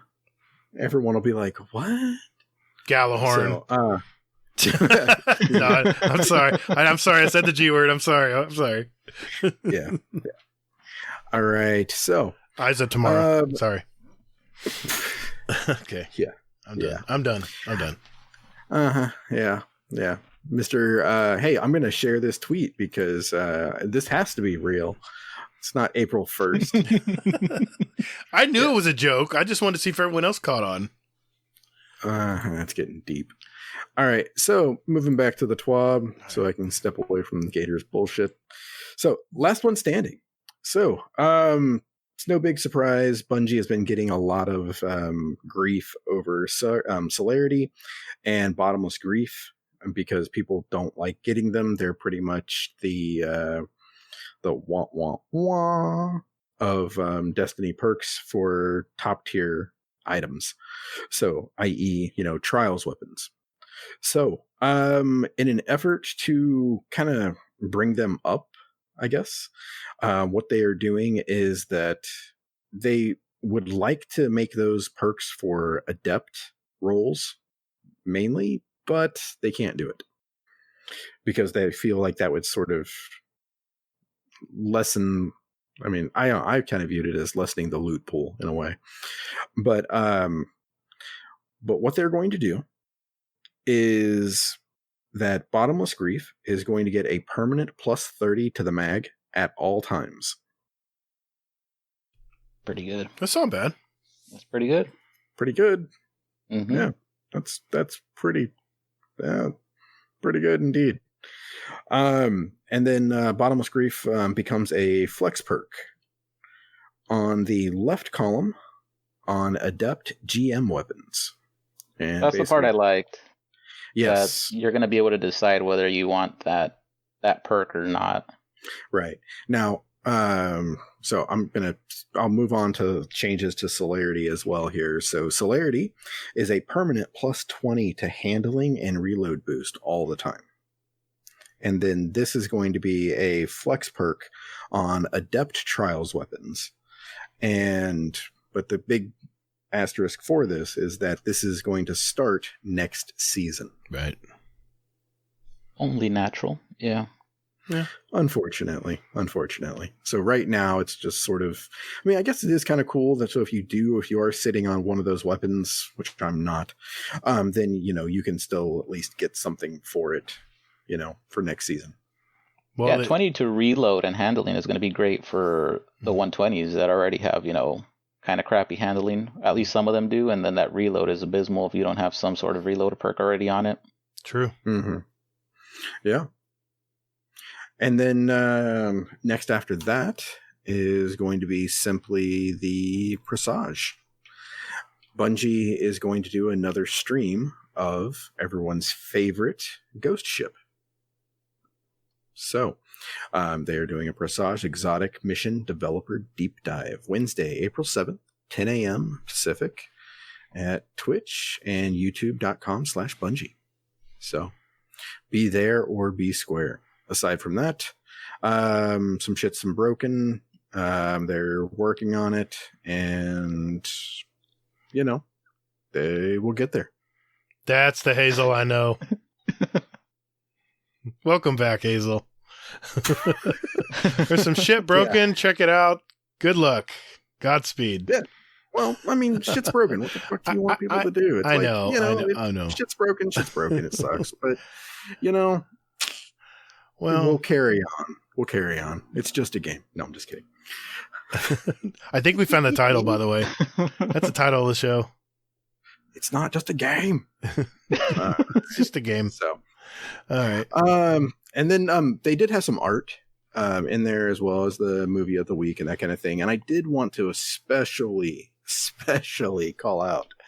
I don't know if you guys saw the art this week, but whoever Meaty Bits is put out an awesome looking kind of anime with Bato and Katabasis on the Glycon. Yeah, that looks cool. I'm like, I need that in my life. I need to see a Cabal Centurion and a Guardian doing shit in the galaxy. I need that. That's the buddy comedy that we all need right now. I like the one. I like There Is More One Above by Umbra. That's a beautiful rendition. You're just looking at her boob. No, I'm not. I swear, I'm not looking at it. I didn't even notice until you just told me now. Uh-huh. You did. Yeah, right. Uh-huh. Uh-huh. Right.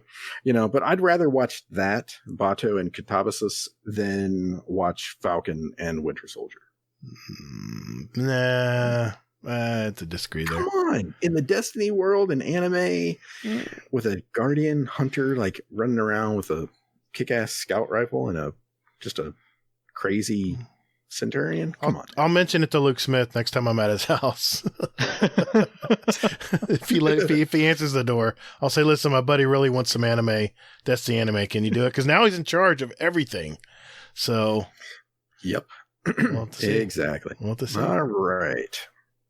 So, aside from that, that's all there is. All right. Thanks, Hazel, as usual. And, well, you know what, guys? Let's take a small break here. We'll be right back.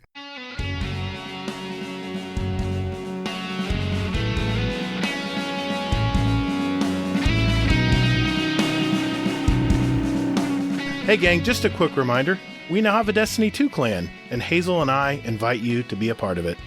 If you're looking to find a clan, now would be a great time to jump in and get to know some of these people that you've heard on the show. And we're not hardcore, so you don't have to worry about, us slave driving you to do raids and shit like that. Enjoying your time is basically all that we ask. So, if you're looking for a clan out there, we have a permanent link in our Discord under our channel GDC Destiny 2 Clan, where you can find a link. Otherwise, look for Guardian Downcast or DOWN is our call sign. We do ask that you join our Discord first, so that way we can communicate clan nights and things along those lines. And aside from that, you can lurk all you like. Thanks very much, gang.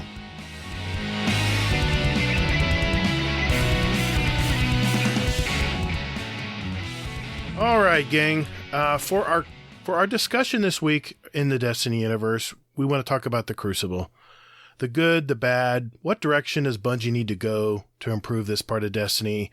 How do they make it more of a top tier event, right? Because it seems to be the punching bag for all the complaints out there these days. It seems. Well, let me start with this. I'm going to pose this to you, Mark. How do you think the current sandbox is right now for this season of the Chosen? I think it's okay. Okay. Stasis bad. That's what I can say right off the bat. Go ahead, Hazel. Go ahead. You can say it. No, I'm what? Good. I'm good for now. Oh, I need it. Come on, man. I need it. It's a fucking ice show. So, well, I mean, is Stasis still as bad though? No. So definitely, what the adjustments Bungie made are definitely a step in the right direction, right? I'm not sure did they reduce any of the length that you're frozen when you get frozen by I don't think so. Any grenade? I think it's all the same. I don't think they touched that. No, I don't think so. Yes.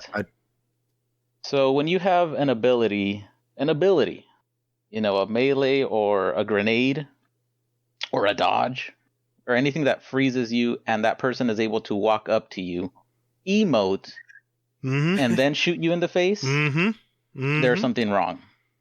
All I'm telling you is my fusion grenades aren't doing that. Yeah. In fact, they hit them, they laugh a little, and they run away. Yeah, so I think that's that's the biggest issue. And even in quick play, it's not an issue for me so much. Right? I don't mind it in quick play. Quick play is already chaotic, right? So I don't get tilted by it in quick play. It's highlighted. The stasis problem is highlighted in comp or survival and trials. So it could be just because there's better players in those playlists, or just because it's a 3v3 and more is on the line in those playlists.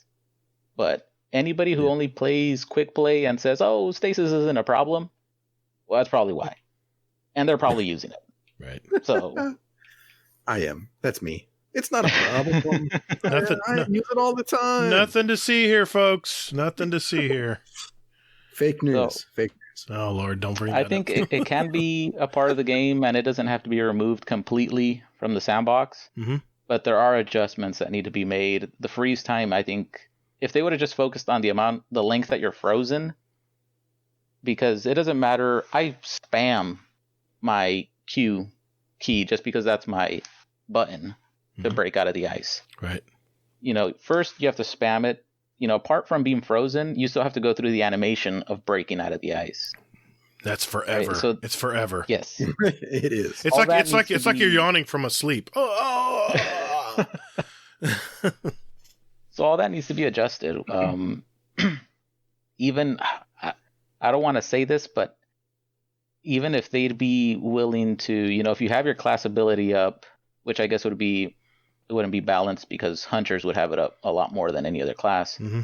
But sacrificing one of your own abilities to unfreeze immediately. Oh, that's a great idea. Let that be, that would be brilliant. Melee, grenade, or your class ability. Like Devour. You devour a grenade, it breaks you out immediately. No animation. Boom, you're out. Run. That's great. I think if they were to do something like that, that would help, alleviate the problem a little bit. It would balance it.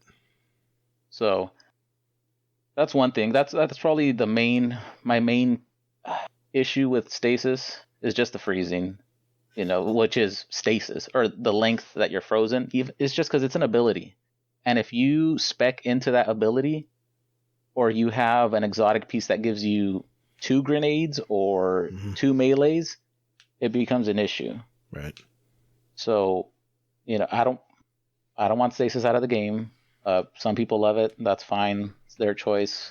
I'm not going to use it because I prefer using hammers either way. I tried using stasis one time and I slid off the map in trials. So that slide, man, for Titans, it's crazy. Yeah, I don't like that slide. Yeah, and every time I hear that slide, I'm like, run. Someone's coming with a shotgun. Run. Yeah. So the slide distance for Titans, I think, is, I want to say it's almost kind of an issue too, just because you can be 15 to 20 meters away from their ice wall and they break through and they combine that slide with the melee with a shotgun shot and you're dead. It doesn't matter that you're 20 to 30 meters away. We played Iron Banner, and all weekend I dealt with that. I have such a big smile on my face right now. I just love doing that. It's so much fun. Mm-hmm. It's so much fun for me. I mean, when I'm on the receiving end, it's like, you got me. Okay. It's not even, Mark, it's not even natural. It happens so fast. They're like up on you so fast. Yeah. You're like, what the hell? Someone just glitched. And it's not. It's just, that's the movement. That's what I thought the first time it happened to me. Mm-hmm. I thought, well, how did this guy slide 30 meters away? The animation doesn't, that's how fast it is. It doesn't switch animations from slide to shoulder charge. And I'm guessing that's what they did. Yeah. Right. And there's no counter at all. No, it doesn't. You'd have to space, if you see that wall of ice go up, you need to run to the other side of the map. Yeah. Yeah. That's how you counter that. Seriously. Play around it. Yeah. Run to the other side of the map. Mm-hmm. So, and I use a fusion mainly, right? So if it's rough for me, I can't imagine for people who use shotgun and need to get up close to get that kill with their special. So right. Those are the two things that I think still stick out to me. They did a good job on the Titan. So I was finally able to shut one down. So I'm happy about that. See, I have to disagree because I tried to kill a Titan with a sniper. I had an adaptive. I had the new adaptive one for this season. Can't remember the name of it. It's not the Frozen Orbit. It's the other one that you get from the from the pretty Cabal lady. Far Future? Cato. Far Future. Thank you. Thank Far you. Future.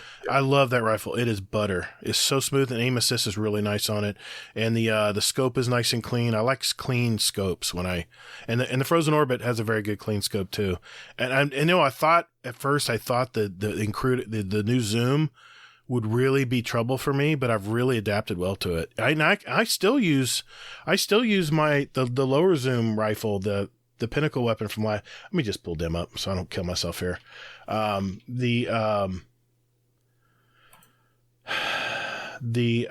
it is. The Adored. I still use that. Adored. Adored still works very good if you're fairly skilled with a sniper rifle.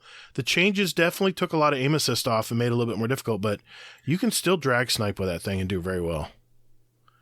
But I'm not a big sniper guy, and I hated snipers. Yeah. What was it? Did they nerf snipers this past season, or was it before the expansion? Well, the way I see snipers now, in the snipers are not used as much. Definitely, they're not used as much, mainly because the skill ceiling is a lot higher for snipers. Not everyone can just aim 3 feet from the head and get a headshot now. Now you have to actually... No, they increased the flinch. That's what it was. They increased the flinch. That too. So that way, I mean, that's what killed snipers this season. The flinch has always been bad, dude. And when they said they're increasing the flinch, I was like, why? Yeah, they increased it. Yeah, but it was bad before they increased it. It was too much flinch. People were... And, if you're hard scoping an area or a lane, you're watching a lane and someone walks out and you're right on their head, dude, flinch doesn't mean a damn thing. But when you're trying to combat someone running at you with a shotgun and you want to quick snipe them or something, the flinch is it's dreadful, and man. that's what they did. Right, and that's what they did is they went with that method. So I got like double anti-flinch mods on when I snipe because and double targeting mods. I've learned to adapt to it, but my main concern is the Titan Super. It's still too strong. Everyone was tired of hearing me bitch about it the whole time he played. I think Soccer muted me. Soccer finally, I think he just muted me and said, I can't listen to this guy anymore. But I was like, I can't kill him. I've shot him 3 times in the head. He's still coming at me and his shields are just barely off. So either he had like super high resilience combined with the super, or he had that new setup that, the Dream Team was talking about where they were near ice and there was a certain right, mod. yeah. I saw that video and I'm like, you got to be shitting me. They don't need any more help right now, guys. But that's my only concern. I think stasis is fairly balanced. I got stuck in a dust field, and I was able to escape it with my life barely, but it was well placed. And that's the thing. If you have the skill to know where to throw it exactly, you can pull someone out into a lane and pop them. But that's it was what you should be able to do, though. It was way too strong last time, though, mainly because you couldn't get out of it. Once someone stuck you with it, you could not escape it. I even tried to blink out of it, and I couldn't do it. It was crazy. That's my only concern. If you throw something, it's like saying like, well, I shot this person in the head and they didn't die like you did there. But that's the thing, though, is that there are perks that counter that. So, like, if you throw a grenade, even a dustfield grenade, and you're really good at it and you throw it just right, you should be rewarded for that. Yeah, I'm saying it was I just said it was well placed. Yeah. Right, but you were also saying that, it was still too strong. No. You misheard me. The Titan Super is still too strong. The dustfield grenades, I thought they tuned them perfectly because if well-placed dustfield grenade will still do what it always does. But this throwing dustfield grenades and you're like a magnet drawn to it, those days are over. They've definitely improved on that area. So, no, I was complimenting Bungie there that the dustfield grenades weren't too crazy now, that they were they were comparable to the other grenades out there. Anyway. Yeah, Duskfield grenades are the reason I returned Beyond Light when I bought it the first time. Really? Was that bad, huh? It was crazy, man. Yeah, it was that bad. It might have been also because my teammates were also complaining about stasis. Right. And, I returned Beyond Light, and I ended up buying it either way, 3 weeks later after I was done with my fit. Right. It felt good, though, when you did it. Yeah. It felt damn good. Felt justified. Take that, Bungie. Yeah, exactly. That's awesome. So stasis, we're all in agreement. It's pretty balanced, except I disagree with Mark on that. On the site, the Titan Super is still too strong. They need to tune it down just a little bit more. Just a little bit. But, well, let me ask you this, MarkyMark. What is your go-to setup now in Crucible? If it's time to go, it's time to play. What are you equipping? Let's see. Solar Hammers, Bottom Tree with the Sunspots. Okay. Criminal's Dagger that has a rangefinder kill clip. Okay. A Exile's Curse, which is the Trials fusion that has Firmly Planted and Snapshot. Okay. And for my heavy, I go with 1,000 Voices. Oh, Lord. Oh, shit. That's not a troll weapon at all. I get hit by that. I'm like, what just happened? And all of a sudden you're just obliterated. Yeah. Yeah. So there's something a little bit cheesy, and I don't know if I should. You don't have to share Fuck it. it. All right. No? Yeah, it'll be my secret. It'll be my secret. Yeah. I've only shared it with Nessie, and he uses it. I've seen him use 1K too, so Okay. we'll leave that as is. That'll be my secret. So listeners, look into the 1K, okay? Start playing around with it. You'll find it. Anyway. Yeah, that means get the last wish. Yep. Talk to Kitty. She'll get you in it. Yeah. Yep. So what do you think of the overall balance of weapons? You think everything sits pretty good right now? No, I do not. I think 120s are a little too strong right now because of the range. Bungie does this thing, and they did it earlier this season when they nerfed warlocks and they buffed hunters. Right. Stasis, right? Mm-hmm. They last season or last year, 150s were king, right? They had lightweight, so you had more mobility. Mm-hmm. You moved faster. That was, one of the faster firing hand cannons. You could 3-tap. Right. And because of that, blanket nerf to range on hand cannons, there was no reason to go with a 140. So the main thing you saw were 150s, the 150 RPM hand cannons. And if they would have just nerfed or adjusted 150s to 140s, you take off that intrinsic perk of lightweight, it would have been, I think, a pretty balanced sandbox. But if you think of the sandbox as a scale, right? On one side, it was, let's say you had 3 pounds for 110s. They were 110s at the point. Right. And then 5 pounds on the... Is that correct? The one that's heavier? Yeah, 5 pounds on the 150. Mm-hmm. So when they nerfed them to 140s and they did those adjustments, removed the perks, they made it balanced. In my opinion, it would have been more balanced. It would have, let's say, 3 and 3 right on each side. But what they'd go and do is, okay, so we are going to nerf this weapon and really buff this other one. So we're going to add more weights to that other side. And that throws it off balance again, right? So rather than just nerfing the problem or the go-to weapons, they nerf and buff other things. When if you would do it, one or the other rather than both, I think there's a possibility of balancing the sandbox appropriately. Do you guys get what am I? No. I get exactly what you're saying. Is it a clear idea? No, you're projecting my idea clearly? Crystal clear. Yeah. So I get it. That's what I think they do. I don't know if there's different sections of the team and they don't communicate at the sandbox team for the PvP sandbox team, or what's the issue, but I've noticed that they do that quite a bit. So they did it for the hand cannons, they did it for stasis. I think it's just, but overall, I can't complain too much. It's a good game, or else I would have left it and gone to play other games. Sure. Right? So. Yeah, 120 range and 2 taps. Way too powerful. With certain perks, you can 2-tap people with a 120 from across the map. It's crazy. Yeah. Yeah. Yeah. So, what do you have? You have Rampage. You have the empowering rifts and trials, since it's a slower paced mode. There's all kinds of ways you can get the 2-tap. Oh man, yeah. There's all kinds of methods. Yeah. Well, I've got a question. So, Mark, what type of what sandbox would you like to see? Because inevitably, there's always something that's king. Mm-hmm.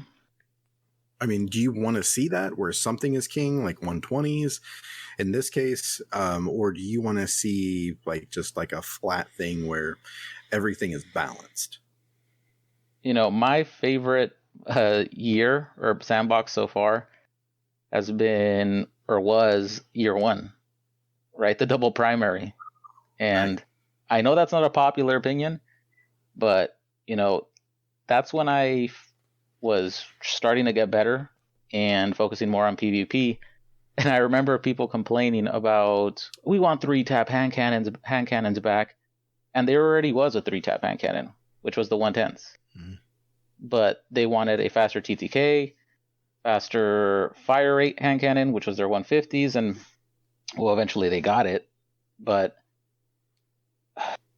I don't know. Right now, the sandbox right now, despite what I say about 120s, I love 120s. I loved 110s. Right, I have 18,000 kills on my Duke from Forsaken. Wow. Yeah. So I like playing off meta. So when my weapon or my favorite weapon type goes meta, I don't like that. I don't.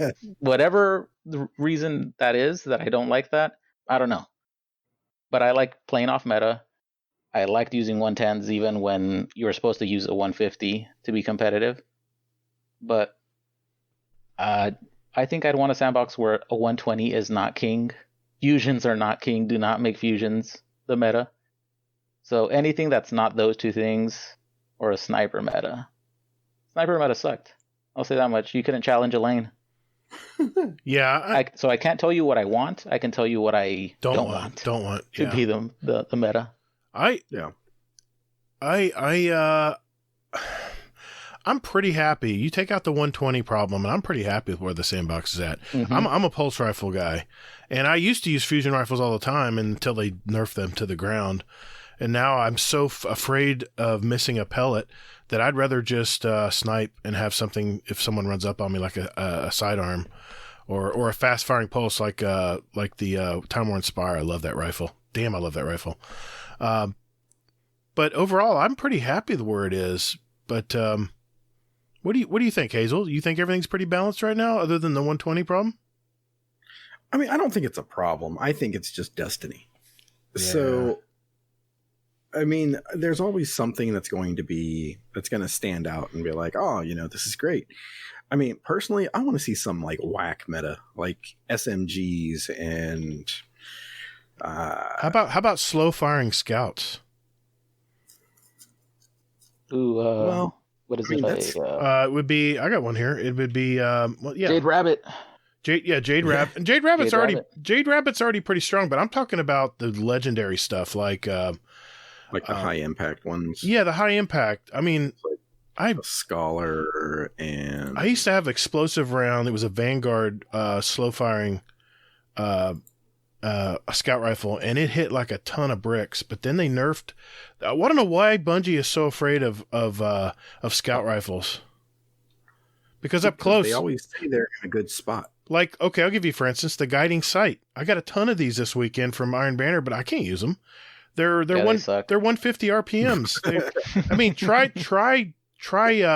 even hip firing a 150 when someone's running at you with a shotgun or a fusion rifle or something. Good luck, So yeah. That's the only thing I would like to see. I do. I want to see like some whack meta, like SMGs and maybe like fast firing like autos or something like that. Yeah. Just the 750s are pretty good, actually. Really? Yeah. What's the? You talking about? Oh, the Icolus. Reckless Oracle. Yeah. Reckless Oracle is a 750 RPM auto rifle, and I think it's really good. Despite the fact that its sight is like messed up or glitched out. No, they fixed it. I thought, didn't they? They fixed it? I think they did in a few patches ago. They put the red dot back in it because it was missing. They put that back. I love that. Right. You know what? I love the Garden of Salvation weapons. I love that nice, clean, super modern look. I just love it. Even I just got the pulse rifle too. I got it here. It's the Sacred Providence. I love that rifle. And now what I couldn't get used to is it's literally like a dad rifle. It's a 4-shot. It's the 4-shot rifle, and those have been so out of the meta for so long now that I forgot it was a 4-shot. But I really like where the meta is right now, and it's. The overall, I just wish there was more of a gun game and not so much. But you know what? I'm good with this because Battlefield 6 is coming. Oh, shit. It's coming, baby. And when it comes, that'll be my gun game. And this will be my have fun with friends and shoot the Nova bombs at people game. Yep. But the handling in Destiny is so beautiful. The gun handling. Yeah. All right. So I got my meta. Okay. I want to see SMGs and breech loading grenade launchers. No. That would be man. Be nuts. No. You want to? No. Okay. So what's your meta then? What do you want to see? What you got to pick 1 and 1. He's talking to you, Mark. He never asked me. Oh, me? He never asked me. Okay. Well, pick up first. Oh yeah, Mark, you first. Okay, me, if I want to see a meta, in the special slot, shotguns, because that's my favorite type of player to go up against with a fusion, is shotguns. Yeah. And maybe the 450 pulse rifles in the other slot. I think that would be pretty good. The aggressive. Or no, that's the, what are they? The lightweight frame. Oh shit, lightweight frame. Okay. Because the Chattering Bone's really good. I like the Chattering Bone. But for that to be meta, they'd probably have to reduce, nerf the range on hand cannons again. So, but then we might be in a dead man's tail meta if they were to do that. Yeah. But that's just mine off the head. Is a pulse and a shotgun. All right. I could see that. Here's mine. It's going to be a little wacky. You wanted wacky. I want the half-dan to come back. I want the slow-firing 360 high-impact frame auto rifles to come back. Because it's literally like a fully automatic 200, like a Mida. It's almost like a fully automatic. And maybe for the special slot, I think sidearms are already pretty good. I guess, I can't say sidearm, but maybe the fast-firing fusion rifles. Like the one I'm looking at now that I'm trying to figure out how to use is the Cartesian coordinate. It's a... those are so hard to use. I know. You have to be really close, but they are fast-firing. But to this day, I still have a fast-firing pulse I will refuse to get rid of, and I will pull it up right now. It is called the... Nope, it's not the Oriental. I hated the Oriental. It is called the... the Prolium FR3. I have one with snap sight and rangefinder with liquid coils, and it has the high scope impulse MS3 on it. Had 10 range plus 10 range. I would use that as a shotgun killer so many times. I would blink and I could fire it up in 500 milliseconds. So, what I'm saying, a 500 charge rate. And because it was so fast, I was able to react to shotgunners so much faster. That would be my meta. The fast firing fusions, I'm talking like 500, 550 recharge rates. And like the half-dan or the false promises is also a 360 RPM. I would like to see that meta come. Yeah. I can get on board with the high-impact auto rifles. Because they take a little skill to use. Mm-hmm. You have to pre-aim, you have to pre-fire even sometimes. But the fast-firing fusions, the short-range fusion rifles, not the glaciocasms out there, because I know those things are beasts as far as range, or the older rentals. But the fast-firing pulses, the real short-range ones, if they could reduce pellet spread or make them more powerful per pellet, that would be an interesting meta for next season. Are there even any more high-impact autos? There's not a whole lot out there. I'm like, well, think about around here. I know there's not. There's not. Your 7th Seraph carbines, those are 450s. Your forward paths, those are the 600s. 600 adaptive, yeah. Yeah, those are all higher firing. I'm telling you, it would be a really cool meta, man. It really would. I'm just looking to see if I kept any of them. I mean, I had a really awesome half-dan, but I still got my half-dan. It has a snapshot, or it has the SC hollow. It has alloy magazine, faster reloads when it's empty. It has snapshot sights, and it has high impact reserves. It's not the greatest roll. A Zen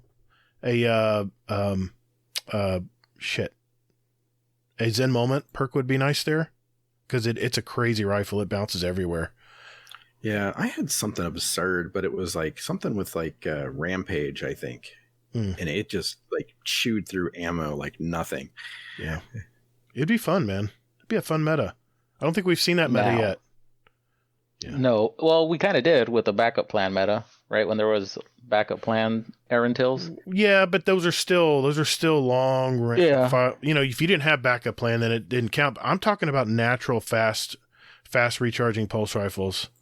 Those I've always loved those, and the Cartesian coordinate is it's a 500 millisecond. Yeah. But it's such its impact is so small, it's so poor a range, and unless you're super accurate and super close, you're not gonna win with those. You'd almost have to use them as a cleanup. Exactly. So that would be my meta. That would be an interesting meta to me. And I'm a pulse rifle guy. I'm not an auto guy, but I would love to see that kind of auto rifle. Anyway, that's my 2 cents. Sorry, I'm still looking through my inventory trying to find a heavy. I save, dude. I save I everything. I got fuck all. I'm always trying to I go do through. have one. Age-old bond. Age-old bond. Oh yeah, age-old bond. That's another one. Age-old Jesus, that bond. took forever That's a to slow find. one. Age-old bond. Do I still have one of those? Yeah, it is. Yep. Damn it! Did I get rid of mine? No. Wah, wah, No. wah. I gotta have one. Hold on. Where's my auto rifles? Yeah. No. Is it energy? That's energy, right? Yeah. I know. Yeah, it's I know. void. I know. I have 2 of them. Hold on. I'll tell you what I got. I have 3. Age-old bond. I only have 1. I've got one with triple tap and ambitious sat. It's not a great roll, but I still have one. I kept one. Yeah, I've got the curated one. It's extended barrel, light mag, 4th times a charm, and rampage Nice. with 100 range. Oh, that's sweet. Wow. That would be fun, man. That'd be a fun rifle to try. Yeah, good snag, man. I forgot I even had that. So Bungie, get on it. Get on it, Bungie. Let's go. Let's make it interesting. Anything else? Anything else you guys want to mention in the Crucible? What's going on right now? Do we forget anything? Just remember that it's just a game. Yeah, I wanted to pose that. I wanted to pose that question to you. I want to pose that question to you, Marky. Is it just a game? Technically, I guess, technically speaking, it is. Destiny 2 is just a game, but somebody threw that at me yesterday because I was getting a little frustrated while we were playing, and they thought it was all about, I was upset, I was losing glory, and it's not that. It's right. That you make this effort. Like I said, in season 3, I made an effort to try to get better. Right. If you were to look my stats from like season 1, I think I was running in control. I had a KD of 0.77. Mm-hmm. Right. And now season 13, my KD in control is 2.28. Nice, man. Damn. That's really So good. now, granted, we do stack sometimes in potato thumbs, Sure. but if I go in solo, I'm still able to perform well. That's a Death RX clan, right? Yeah. Yeah. Yeah, that's the Death RX clan, formerly known as the Death RX clan. Right. But, I intentionally, consciously try to improve. I would hold myself accountable if I died and try to figure out why it was. And I invested all this time to try to get better. And one of the reasons for that was also wanting to help people who were in the same place where I was before. Right. Not good enough to, go flawless or, get 3 wins or 5 wins, whatever it is. And I wanted to be able to Sherpa, help them. Right. Exactly. And if possible, teach if I got that good.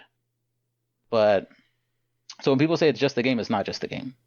Because I could be doing anything else in that time. Right. I could be watching TV. I could be spending time with my kids, with my wife.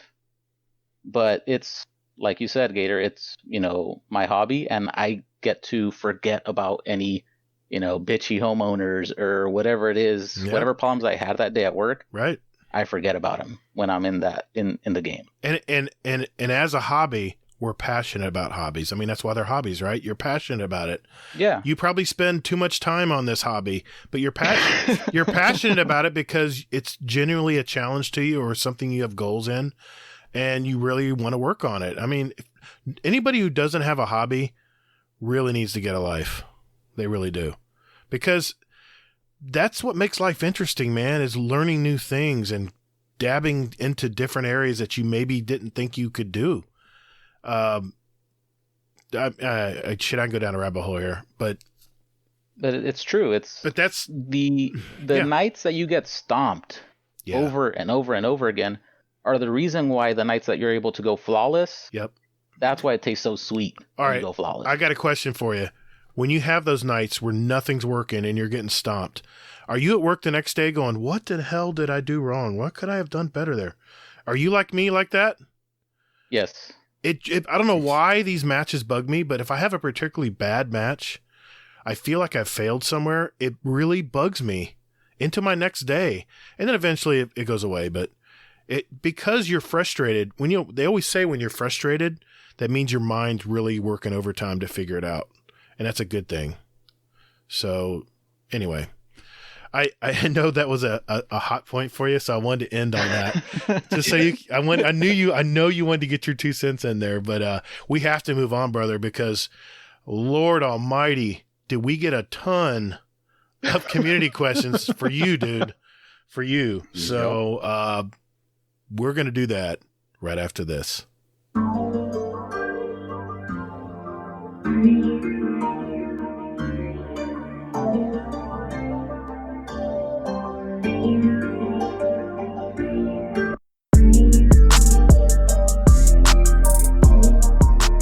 Hey Guardians, would you like to send us a question for the show? Well, there's 4 ways to do it.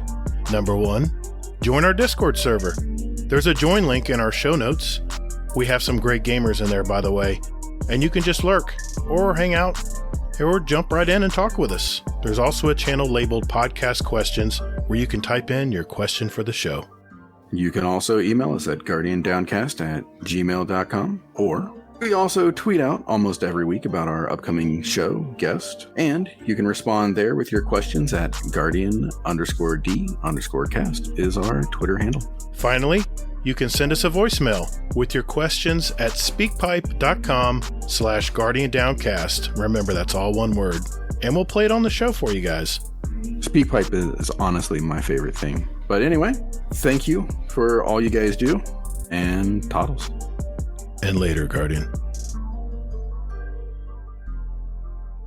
All right, boys and girls, it's that time of the week. This is where we get our questions from our community, and especially toward our guests. And we have a ton of them tonight. Man, the community just loves you, man, because they got a ton of questions sent your way. And we're going to start with Twitter. And the first one I have is from some dude named Fluffy Fingers MD. He says this: which do you regret more, joining our Discord after listening to our podcast or joining the PC Friends chat? Which bad decision will you have to live with next? Oh, let's see. Probably joining the PC Friends chat. I was getting bullied pretty bad in there by Hippo today, so probably that. Okay. And the next mistake I'm going to have to live with is probably playing comp with Hippo. So. Oh, wow. Okay. Oh, shit. Shots fired. All right. That's awesome. All right. What else we got from the old Twitter sphere, Hazel? All right. We got a question, or questions plural, from Ruben at Rubes222. He has a bunch here. So, would you trade your favorite D2 exotic, insert name here, to bring back Gallahorn? Would I trade 1K voices to bring back Gallahorn? Hell no. Next question. We already got a Gallahorn. It's called Eyes of Tomorrow. Apparently, Ruben doesn't have one of those. Oh, so. Okay. This is the Ruben that bought me Dark Below in D1, by the way. Very cool. Oh. Very cool, man. Good guy. Nice. Okay, next. Would you want to lower the bar for Trials of Osiris? So I messaged him to clarify on this, and he said, would I want it to be easier for people to go flawless? And ultimately I would, because I would also benefit from that. But, that all depends on how they fix matchmaking, or, if they continue to do things and set the weapons or whatever the rewards are for, that number 3 win, that's easier to get. If they put good rewards up front, I think if they continue to do things like that, the population goes up, and it makes it easier for everybody to get, a little higher up in the card or even go flawless. So yeah, I guess I do want it to get a little bit easier. Not too easy where everybody has it and it's, doesn't mean anything. Right. But yeah, I think that it can definitely use some work, and making it a little bit easier for some players to go flawless wouldn't be a bad thing. Nice. Well, there's talk of like what people want Bungie to do is to basically eliminate the losses from the card. Make it like a cumulative win. Yeah. That makes sense because you can spend all weekend still trying to get those 7 wins. Yeah. I mean, you can And really have a rough time. Yeah, if you were to do that and still keep the card-based matchmaking, you still have to be good to beat that game 7 team. You gotta win. Right? You gotta win the game, man. Mm-hmm. So I guess it would be a good thing, but it would also eliminate some of that rush or the risk from having a card, right? You won't worry about, oh, we lost, okay, let's just play another one and try to keep it going. The same thing that they did with Glory. It's so easy to rack up Glory, and you don't suffer too much if you lose in survival, at least up until 4,000, I think. But it's hard. It's definitely hard to balance that and figure out a way, but that's why I'm not in charge at Bungie, and somebody who's qualified is. Exactly. Yeah. Nice. Okay. So question number 3. How do you feel after you beat a player 25-4 on August 29th, 2018, eventually leading that person to quit Destiny? What? That sounds very specific. It does. So at this point, I had already invested time into trying to get better at PvP. Obviously. Ruben here had been away from Destiny for a long time. And he came in kind of hot. I think we went into maybe quick play or something, and he said, "Oh, I want to 1v1 you." And then, "Are you sure?" "Yeah, I want to 1v1 you. Let's see. I can keep up." And, that was the result. I ended up winning 25-4. I don't think I threw on those 4 matches. I might have, peaked when I knew I shouldn't have peaked, but for the most part, I didn't hold back. I didn't know that was the reason he stopped playing. I thought he just didn't like the game anymore. A year later or 2 years later, he tells me, "Yeah, that's why I didn't fucking play anymore. It's because that game was really demoralizing." Oh my God, dude. It's just a game. Come on. Oh, no. Oh, shit. Did I say that? Damn it. There's a good time to use that phrase and a bad time. Yeah, that was a bad time to use it. Wow. All right. So, what is your favorite Destiny snack while playing? Ooh, let's go with chocolate brownie ice cream. Oh, shit. I'll be right back, guys. That's my favorite snack when I'm podcasting. No. I don't know what you're talking about. All right. Let's see here. So he has a second tweet just dedicated to you as well. And it's, how do you feel about Sparrow Racing, and would you like them to bring it back? I don't really care about Sparrow Racing. They have bigger issues that they need to take care of before they start, pushing people onto activities like Sparrow Racing. So I'd rather see faction rallies come back instead of Sparrow Racing. Oh, yeah. I like that. Because he had lots of bounties. Yeah. I'm sorry, carry on. Okay, number 6. Would you get a Destiny tattoo if you don't already have one? And if you do have one, what is it? Yeah, so I have one, and it's on my right ass cheek. No, I don't. I don't have one. Is it I'm fluffy getting my fingers? No, it's fluffy property of fluffy fingers. No, it doesn't say that. I don't have one, but you know what? I probably would down the line. There's a few tattoos that I'd like to get before, meaningful, important tattoos, about family. But yeah, Destiny tattoo is definitely in the cards. Nice. I like that. Okay, number 7. Feeling on Presage level. I thought it was cool. Very cool. The dialogue that goes through as you're running through the ship. Is it? I can't remember. Is it Osiris and the Cabal chick going back and forth? I think it is. Keitel. Osiris and Keitel going back and forth. Yeah. So I really enjoyed it solo. It might be too easy as a full fire team, but I thought it was really cool. Really cool mission. That's one of my, like I said before, that's my favorite PvE or parts of PvE. It's those types of missions. Yeah. And the fact that it was solo friendly. I love that part too. Mm-hmm. Yeah. Good questions. I have another one here for MarkyMark from Canner, Cannr on Twitter. He says, "What is your favorite local pizza?" So I think he asked this because my wife is a manager at a pizza place here. Nice. But that's not my favorite pizza place. So my favorite pizza place, local place here, is Pizza Patron. Not a lot of people have heard about it, but oh my god, their pizza's good, and they're one of the few pizzas I can look forward to eating the crust. So it's good. That's my answer, Pizza Patron. All right, I'll be right back. Gotta pop something in the oven real quick. A tombstone? It's not the same. No, I know it's not, but at least I can imagine what he just said. I think we got one more from Twitter, Hazel, don't we? I believe that we do. Here we are. Okay. Here we go.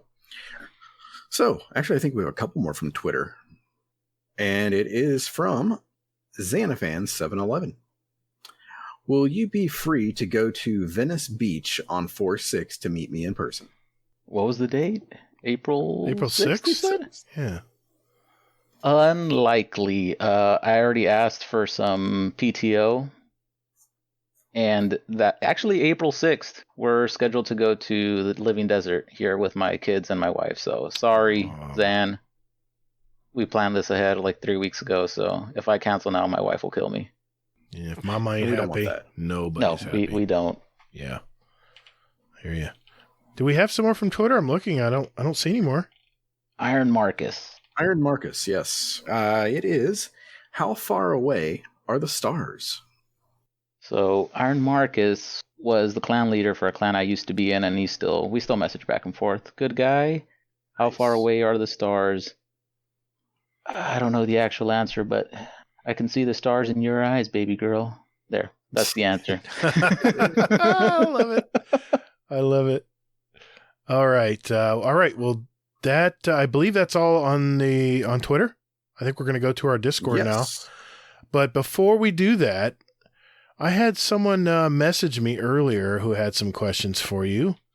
And let me see what she asked me. That gives you a clue. This is from Lana. Good old Lana. She'll be on our show soon, by the way. Spoiler alert. Question for Mark. Why don't you pull out? Oh, Lana. Shit. Oh, my God.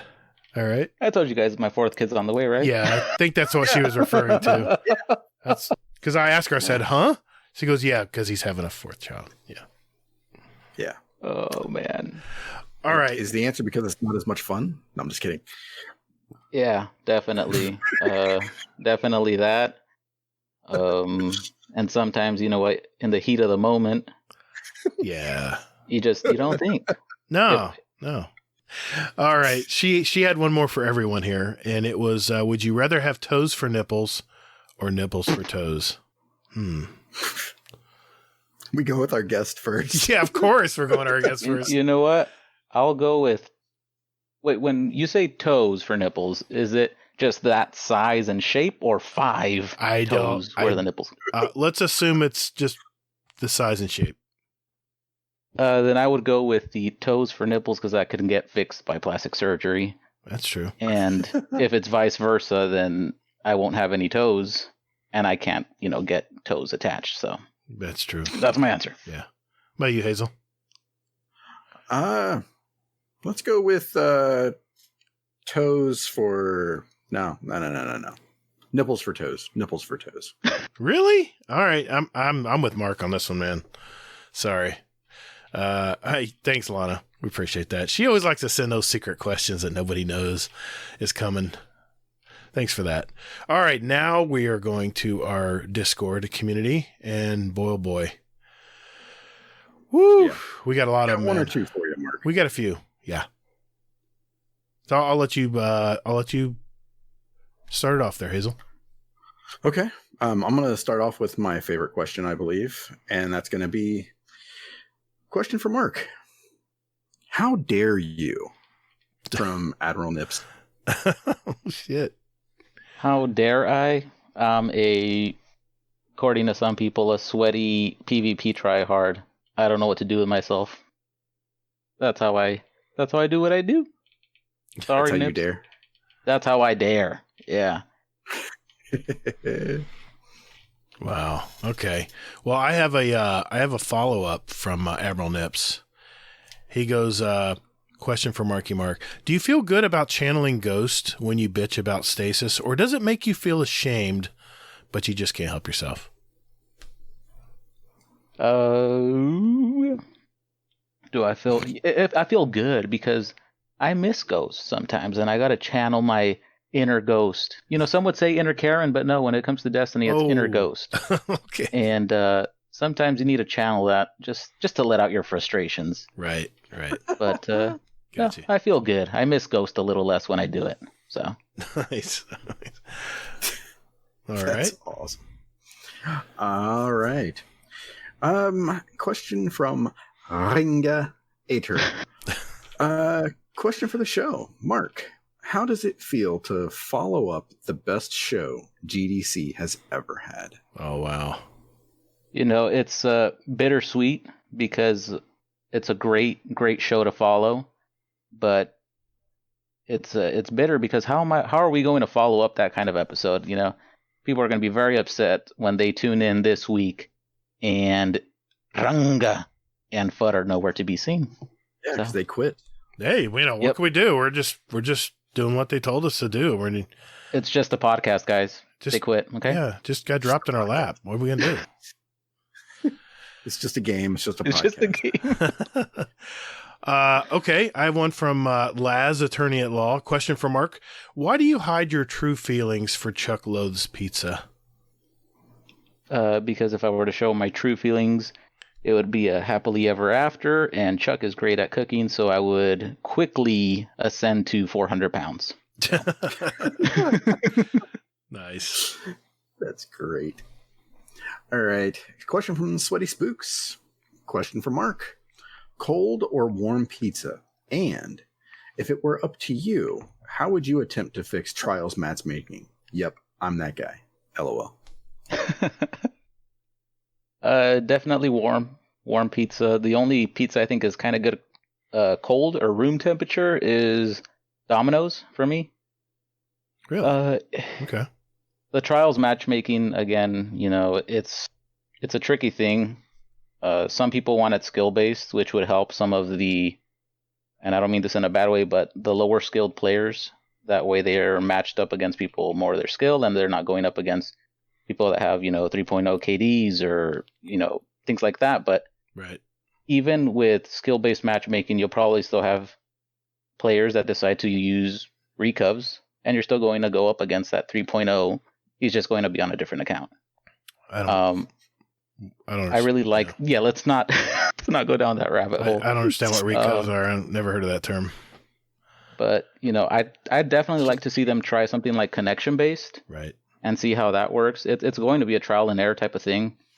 What they're doing right now obviously doesn't work too well because the population dips if there's not a good reward at that third game. So. Yeah.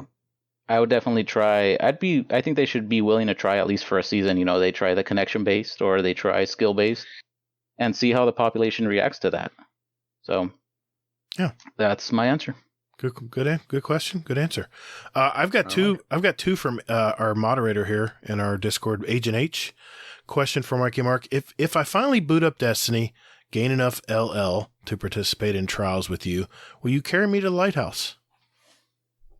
You're goddamn right. I'll carry you to the lighthouse with the help of J Dirt Nasty and Bungie giving a good reward at Game 3. We'll be able to get you there, I think. I like it. No promises.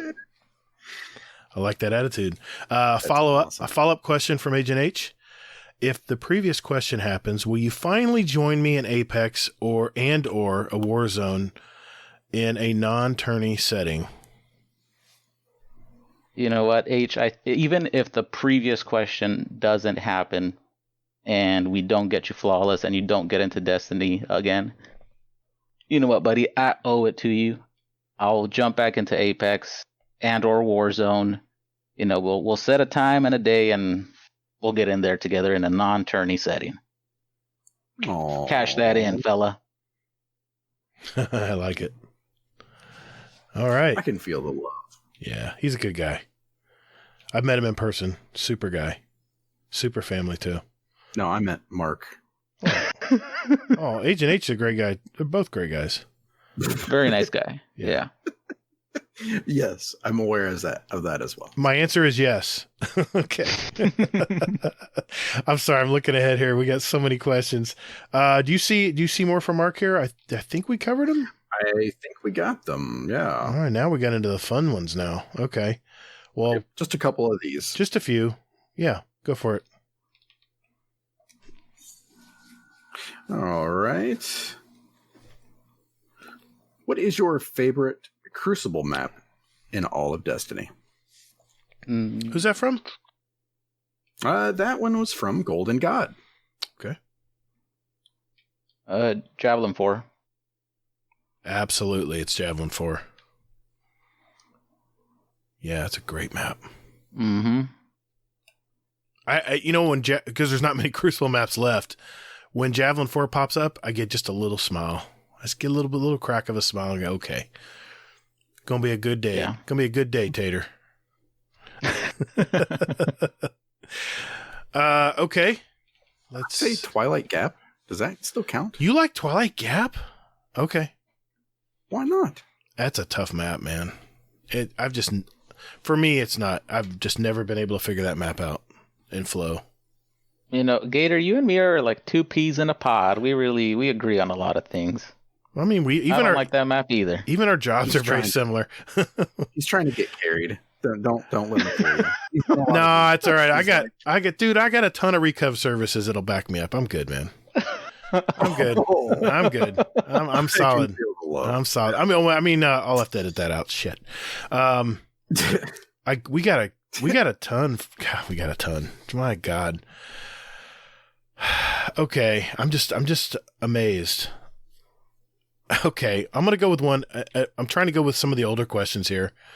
This is from Uncle Scumdeath. Question for the show: when was the last time you were watching a sporting event and missed a major event in the game, like a goal or a touchdown, because you left the room or went for a pee in the stadium? I mostly listen to the show when I'm asleep. Of course you do. Did you get all that question? I don't watch sports, so I don't think that's ever happened to me. Oof. Sorry, Scumdeath. I tell you, the one sport that you definitely have to be watching all the time is basketball, NBA. I was a big-time Orlando Magic fan back in the day when Shaq and Penny and all them were here. And there was one game, they were down like 35 points, and I turned it off. I was like, done. They're done. And I watched the news the next day, and they came all the way back and won by 10. I really wish that was probably the best game of the season for them. So that would be the one time it comes to mind for me. What about you, Hazel? I had a brief, love affair with NASCAR. And by brief, I mean 4 races. And there was this one race where, okay, so for anybody who doesn't watch NASCAR, pretty much nothing happens. They just run around in a circle, and that's about it. They just drive, and that's it. So I went to the bathroom, and this one guy took over first in like lap 4. I'm like, who cares? It's lap 4. Well, come to find out, that was actually like all that guy needed, and he ran like the rest of it the entire time. So, yeah. Okay. Yeah. And then I quit watching NASCAR shortly thereafter because I'm like, this is boring. No offense if anybody watching NASCAR. I've actually watched the Daytona 500 in person. It's very loud. Very loud. Yeah, that sounds fun. It can be. Just, yeah, we'll leave it at that. What do you say? 2 or 3 more questions, maybe? Be done for the night? Yeah. Okay. That should put us right at the 30-minute mark here. So go ahead. See one there, Hazel? Or Mark, if you see one, grab one out after Hazel here, too. Well, actually, Gatr, you deleted the wrong question, but what? I do remember what it was, so I'll go ahead and hit it up anyway. Sorry, man. So another question from Golden God. What is your favorite Crucible game type? Now you can delete the other question, Gatr. Did I do that wrong? Shit. Yeah. I got my readers on. I don't know what's going on. So Mark, what is your favorite Crucible game type? For me, it has to be control. Just because if your team's terrible at capping zones, that's one game mode that you can potentially slay out crazy on because you're only getting a point for, every 2 points that your opponent gets. So I like control. I like the flow of it. So that's my choice. Yeah, control's always been the game choice for me because it reminds me of domination in Call of Duty where you can control the spawns. There's some really good games. What about you, Hazel? What's your favorite? I mean, I don't want to say control, but I mean, I had some fun with Showdown this week. Yeah, that was pretty fun. Oh, that one's cool. Yeah. It was decent. It's like, it's like 3v3 sort of clash. So, yeah, why not? Okay. Okay, we got to ask the one from Mrs. Hazelnut. I'll ask that one, and you can finish the last one there, Hazel. Sure. This is for Mrs. Hazelnut. Question for the show. Have you ever been attacked by any wild animals? We have 2 effing geese near our front entrance at work that almost attacked me. I got away just in time. Yeah. I've gotten... or 2 animals that have tried to attack me is snakes. Ooh. So, living in the desert, sometimes you work near either large vacant lots or up against the mountains. No rattlesnakes, luckily, right? But just, gopher snakes, things like that. But granted, the first one I did smack it with a shovel first, so I guess I had it coming. Oh, damn. What about you, Hazel? Wild animals? Not really. Well, we know about your geese problem, but her geese problem. Oh, okay. But, excuse me.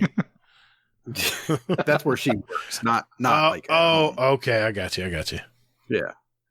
No, I didn't mean that I was that insensitive. Like, no, it's her fucking geese. No, I didn't have my reading eyes on. Sorry, I didn't read that question carefully. No, you're good.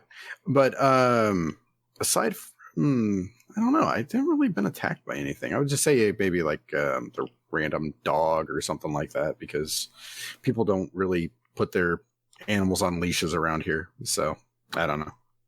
All right. I have one from the past and I have one from fairly recent. From the past, I lived on acreage and I would go and dig my own earthworms. I lived next to a lake. So it was this marsh area. I was probably 13 years old. I was digging for worms and night crawlers were huge. I ran into a nest of water moccasins and I had a water moccasin actually hunt me down. I didn't think I'd ever walk out of those woods, but he literally was up like a king cobra and just slowly going through the woods trying to find me.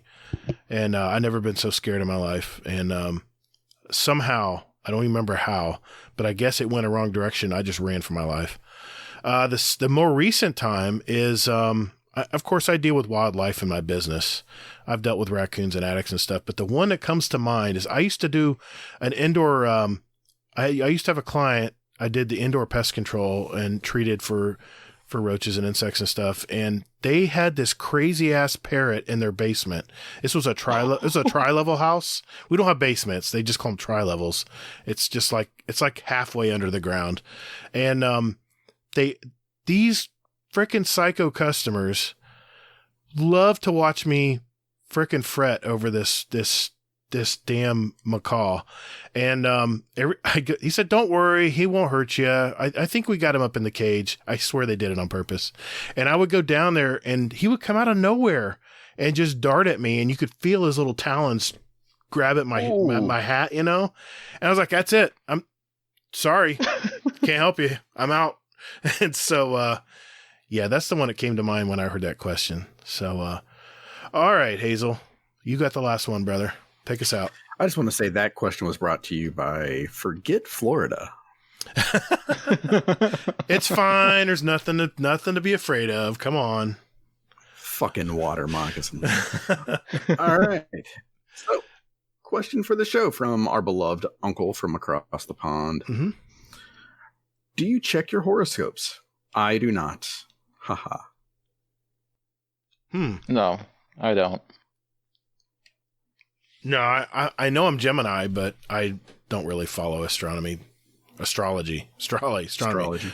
too much. I've seen stuff every now and then, but I don't really follow that stuff. Yeah, I don't either. My wife, she does it for me, so I don't have to. Yeah. So she finds out about it and she tells me, oh my God, like what's my month going to be like? And I'm like, oh, cool. Okay. Avoid cancer this week. I avoid cancer every week. Well, I mean, yeah, you know what I mean? Yeah. Apparently though, fun fact for you was, it said, don't make any life-changing moves this month. And I'm like, oh no. Oh shit. Oh my God. The timing is just perfect. Yeah. I'm like, I don't know. How much do I believe in this shit now? Yeah. So I hear you. Now I do love fortune cookies. If I found a good fortune cookie that has a good saying on it, I'll actually tape it on my desk until it rubs off eventually. But yeah. Do you do the in bed thing afterwards? In bed thing? Yeah. You read a fortune and then you think to yourself in bed. Oh yeah. Yeah, that happens sometimes. You've never done that before a day in your life, I can tell.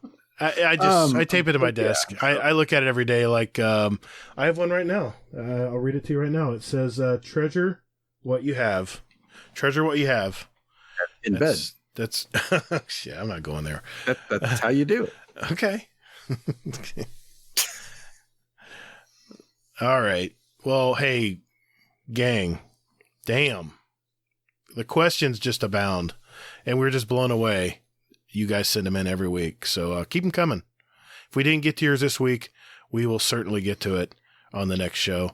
We never forget questions that we pin in our Discord under podcast questions, by the way, if you happen to join our Discord and you want to ask a question. So we're going to move on now. Elmer Fudd did leave a little intro for us still.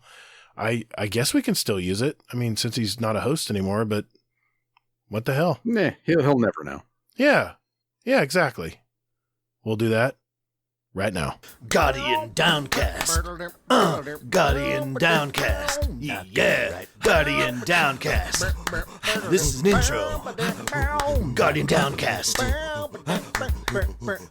Guardian. Not copyright. Guardian Downcast. Thank you, Mr. Fudd. We appreciate that intro. Well, this is the final part of our show, gang. This is where we like to pick our songs for our award-winning Guardian Downcast show playlist. Just a little sample of what the two of us and MarkyMark here like to listen to. And we invite you to listen to it as well. Just search for Guardian Downcast show playlist on Spotify.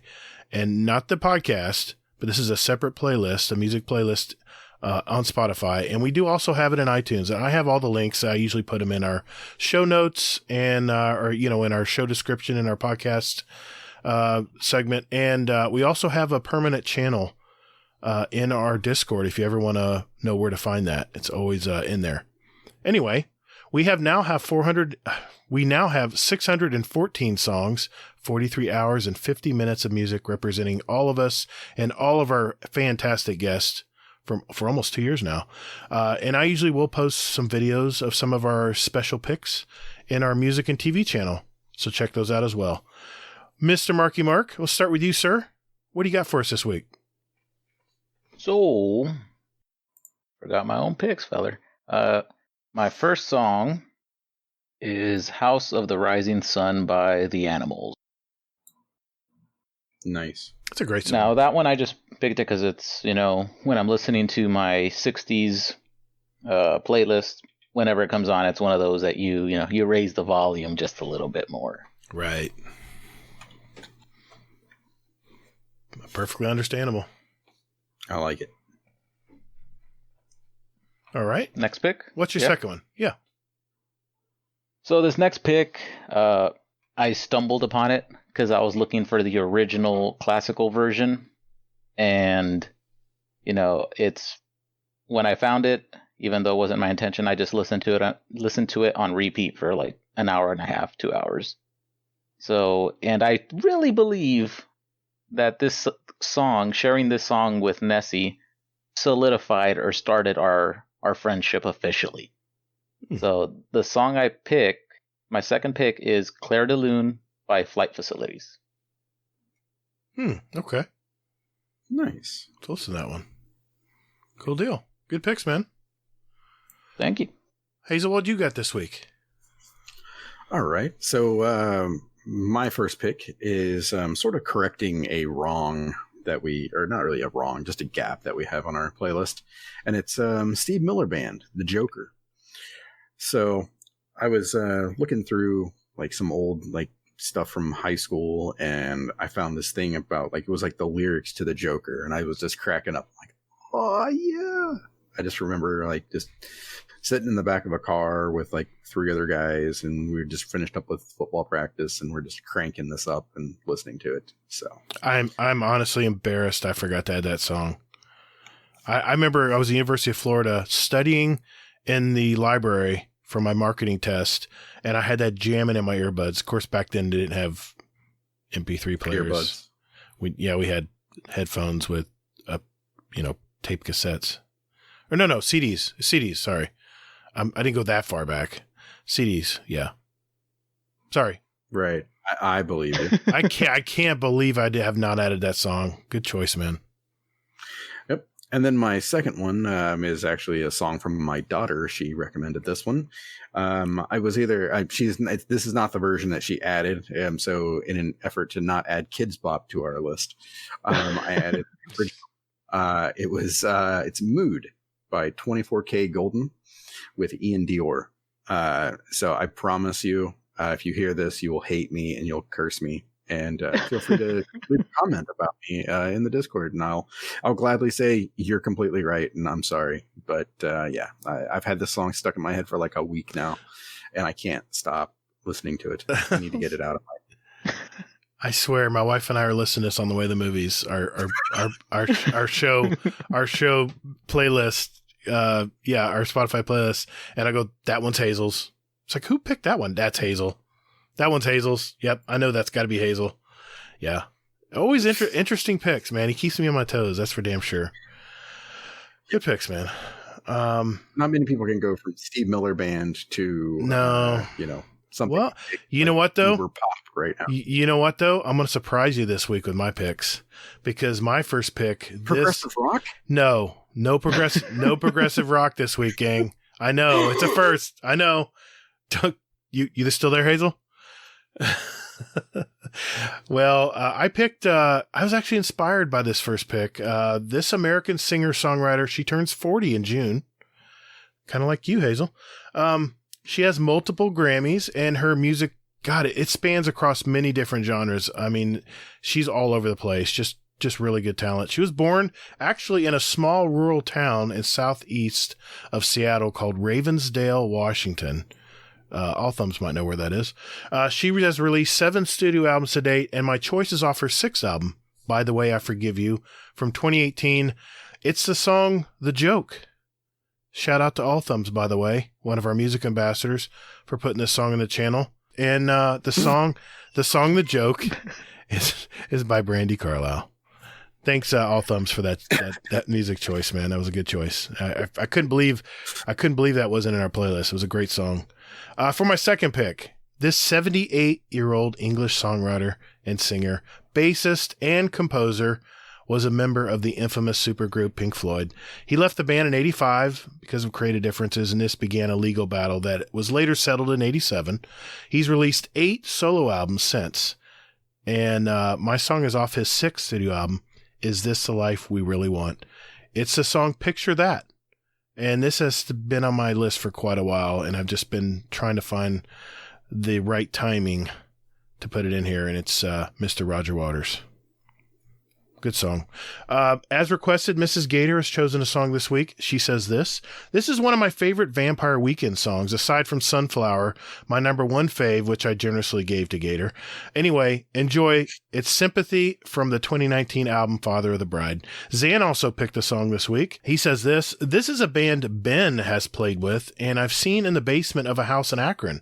This past week, their guitarist, Tavish Maloney, died at age 24. Man, that's way too soon. Oh, shit. I've been seeing an outpouring of beautiful stories and memories of him on social media, and it's just heartbreaking to lose someone who was such a bright light in the lives of so many people. So the song I chose is Basking in the Glow by the band Oso Oso.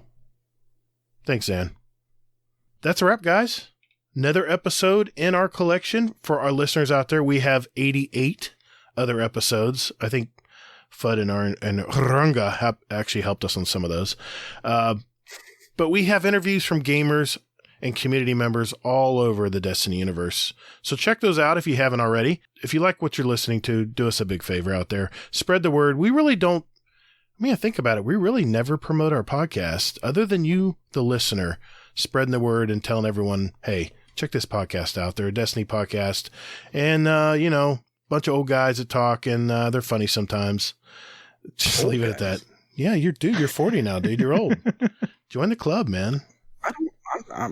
No, you can't deny it. I don't feel old. You can't deny it. Oh, I didn't say you felt old. I just said you're going to be called old now.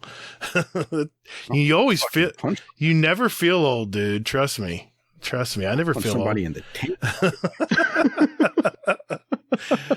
Anyway, old. So what I'm trying to say, folks, is spread the word for us. It does really help us out. We just appreciate everything you guys do for us out there. And we hope that we took a little less stress off your work day and your work week with our little lighter take on life in general, right? Mr. MarkyMark, dude, I am so glad I asked you to be on the show because, Hazel's just messaging me. I'm sorry, Hazel. I'm going to rat you out here, dude. He says, I effing like this guy. Because we really didn't know much about you. I mean, you've been pretty much with the Potato Thumbs guys over there in that Discord, and we're all in there together. But I just always want to know what your life's about, man. And I'm so glad you came on tonight, man. So thank you for that. No problem. Thank you guys for inviting me. It was lots of fun. Yeah, it was, man. It really was. This has been awesome. Thank you. How can folks find you out there, man? So you can find me as MarkyMark. That's MURKY Mark on Steam. Feel free to add me there. And you can find me, I think you could also find me on Twitter as MarkyMark. I might be wrong, but it is MarkyMark. It is, right? Mm-hmm, I looked it up. There you go. Yep. So just look for the little anime character with a McDonald's hat. And that's me. Very cool, man. Very cool. Well, thank you again, man. We appreciate it. Yes, thank you. Hey, no problem. I like you too, Hazel. I like you too. Mm-hmm. I'm going to remember that. We need that carry to the lighthouse. Hazel, where can people find you, sir? Easy enough. Hazel, NT, anywhere and anywhere. Nice. You can find us, our podcast. Best way to really reach us is guardiandowncast.com. That's really the way to reach us. We have everything, all of our details on how to catch us are all in our website there. And what's great about it is we have a player in there, and it's through our web hosting, or not our web hosting, but our podcast host, and they have a player in there with every episode you'd ever want to listen to. And if you're looking for a certain one about a certain guest, it's all right there in front of you. So check that out. If you want to reach me, you can find me on Twitter. It's at Todd the Gatr. You can find me on YouTube, Steam, and PS4 is Gatr, all caps, Gatr, underscores in between. And on YouTube, it's Gatr-Guardian Downcast, where we post our episodes every week. At least for now. Anyway, we can't end the night here, of course, without a Scum Death Corner. So what do you got this week, Mr. Scumdeath?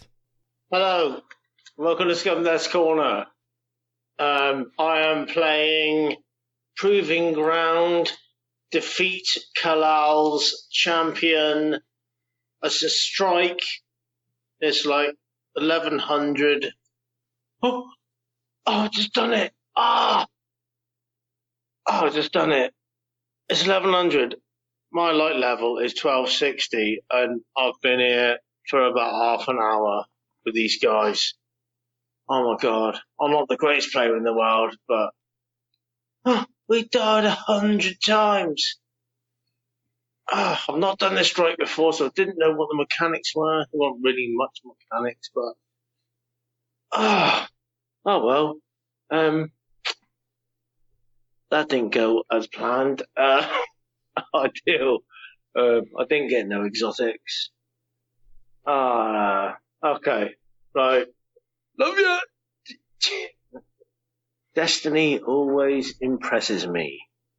Love you all. See you later. For fuck's sake. Well, Mr. Scumdeath, 1100 strike. There's this thing called a Nightfall that you might want to consider.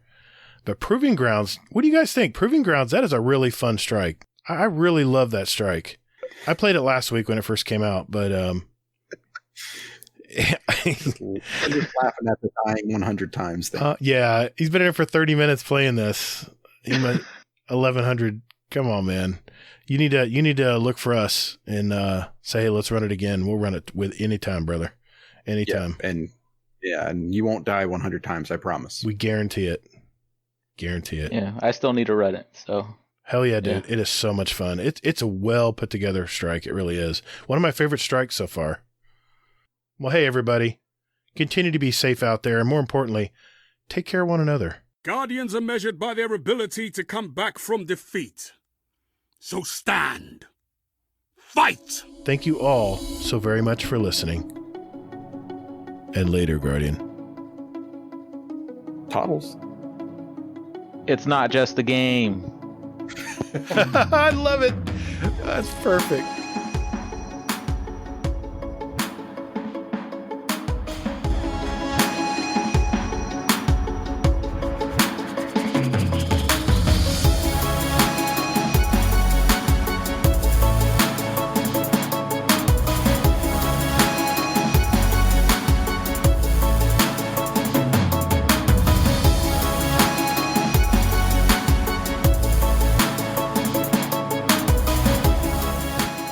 Thanks, fellas.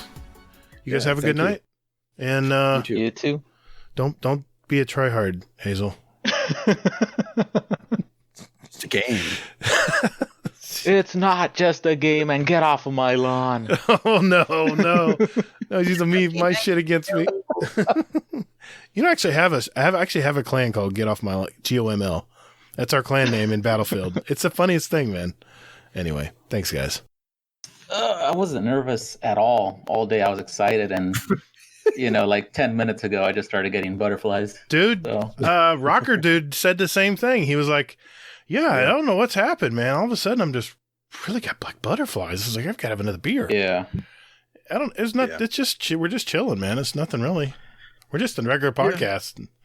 I mean, like, actually, we're just like two guys. And we just record the shit. That's all. Yeah.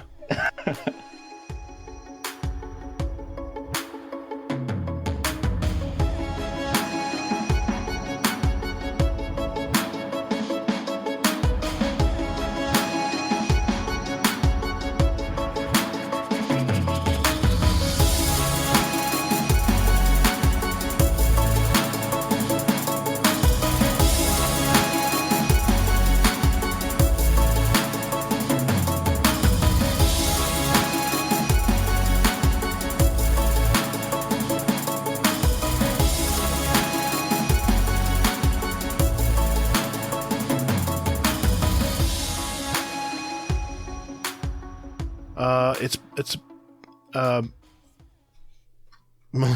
Jesus Christ. Easy for you to say. Oh, shit. Oh, no. I didn't write it in my script. Belinda No, it's not Belinda Carlisle.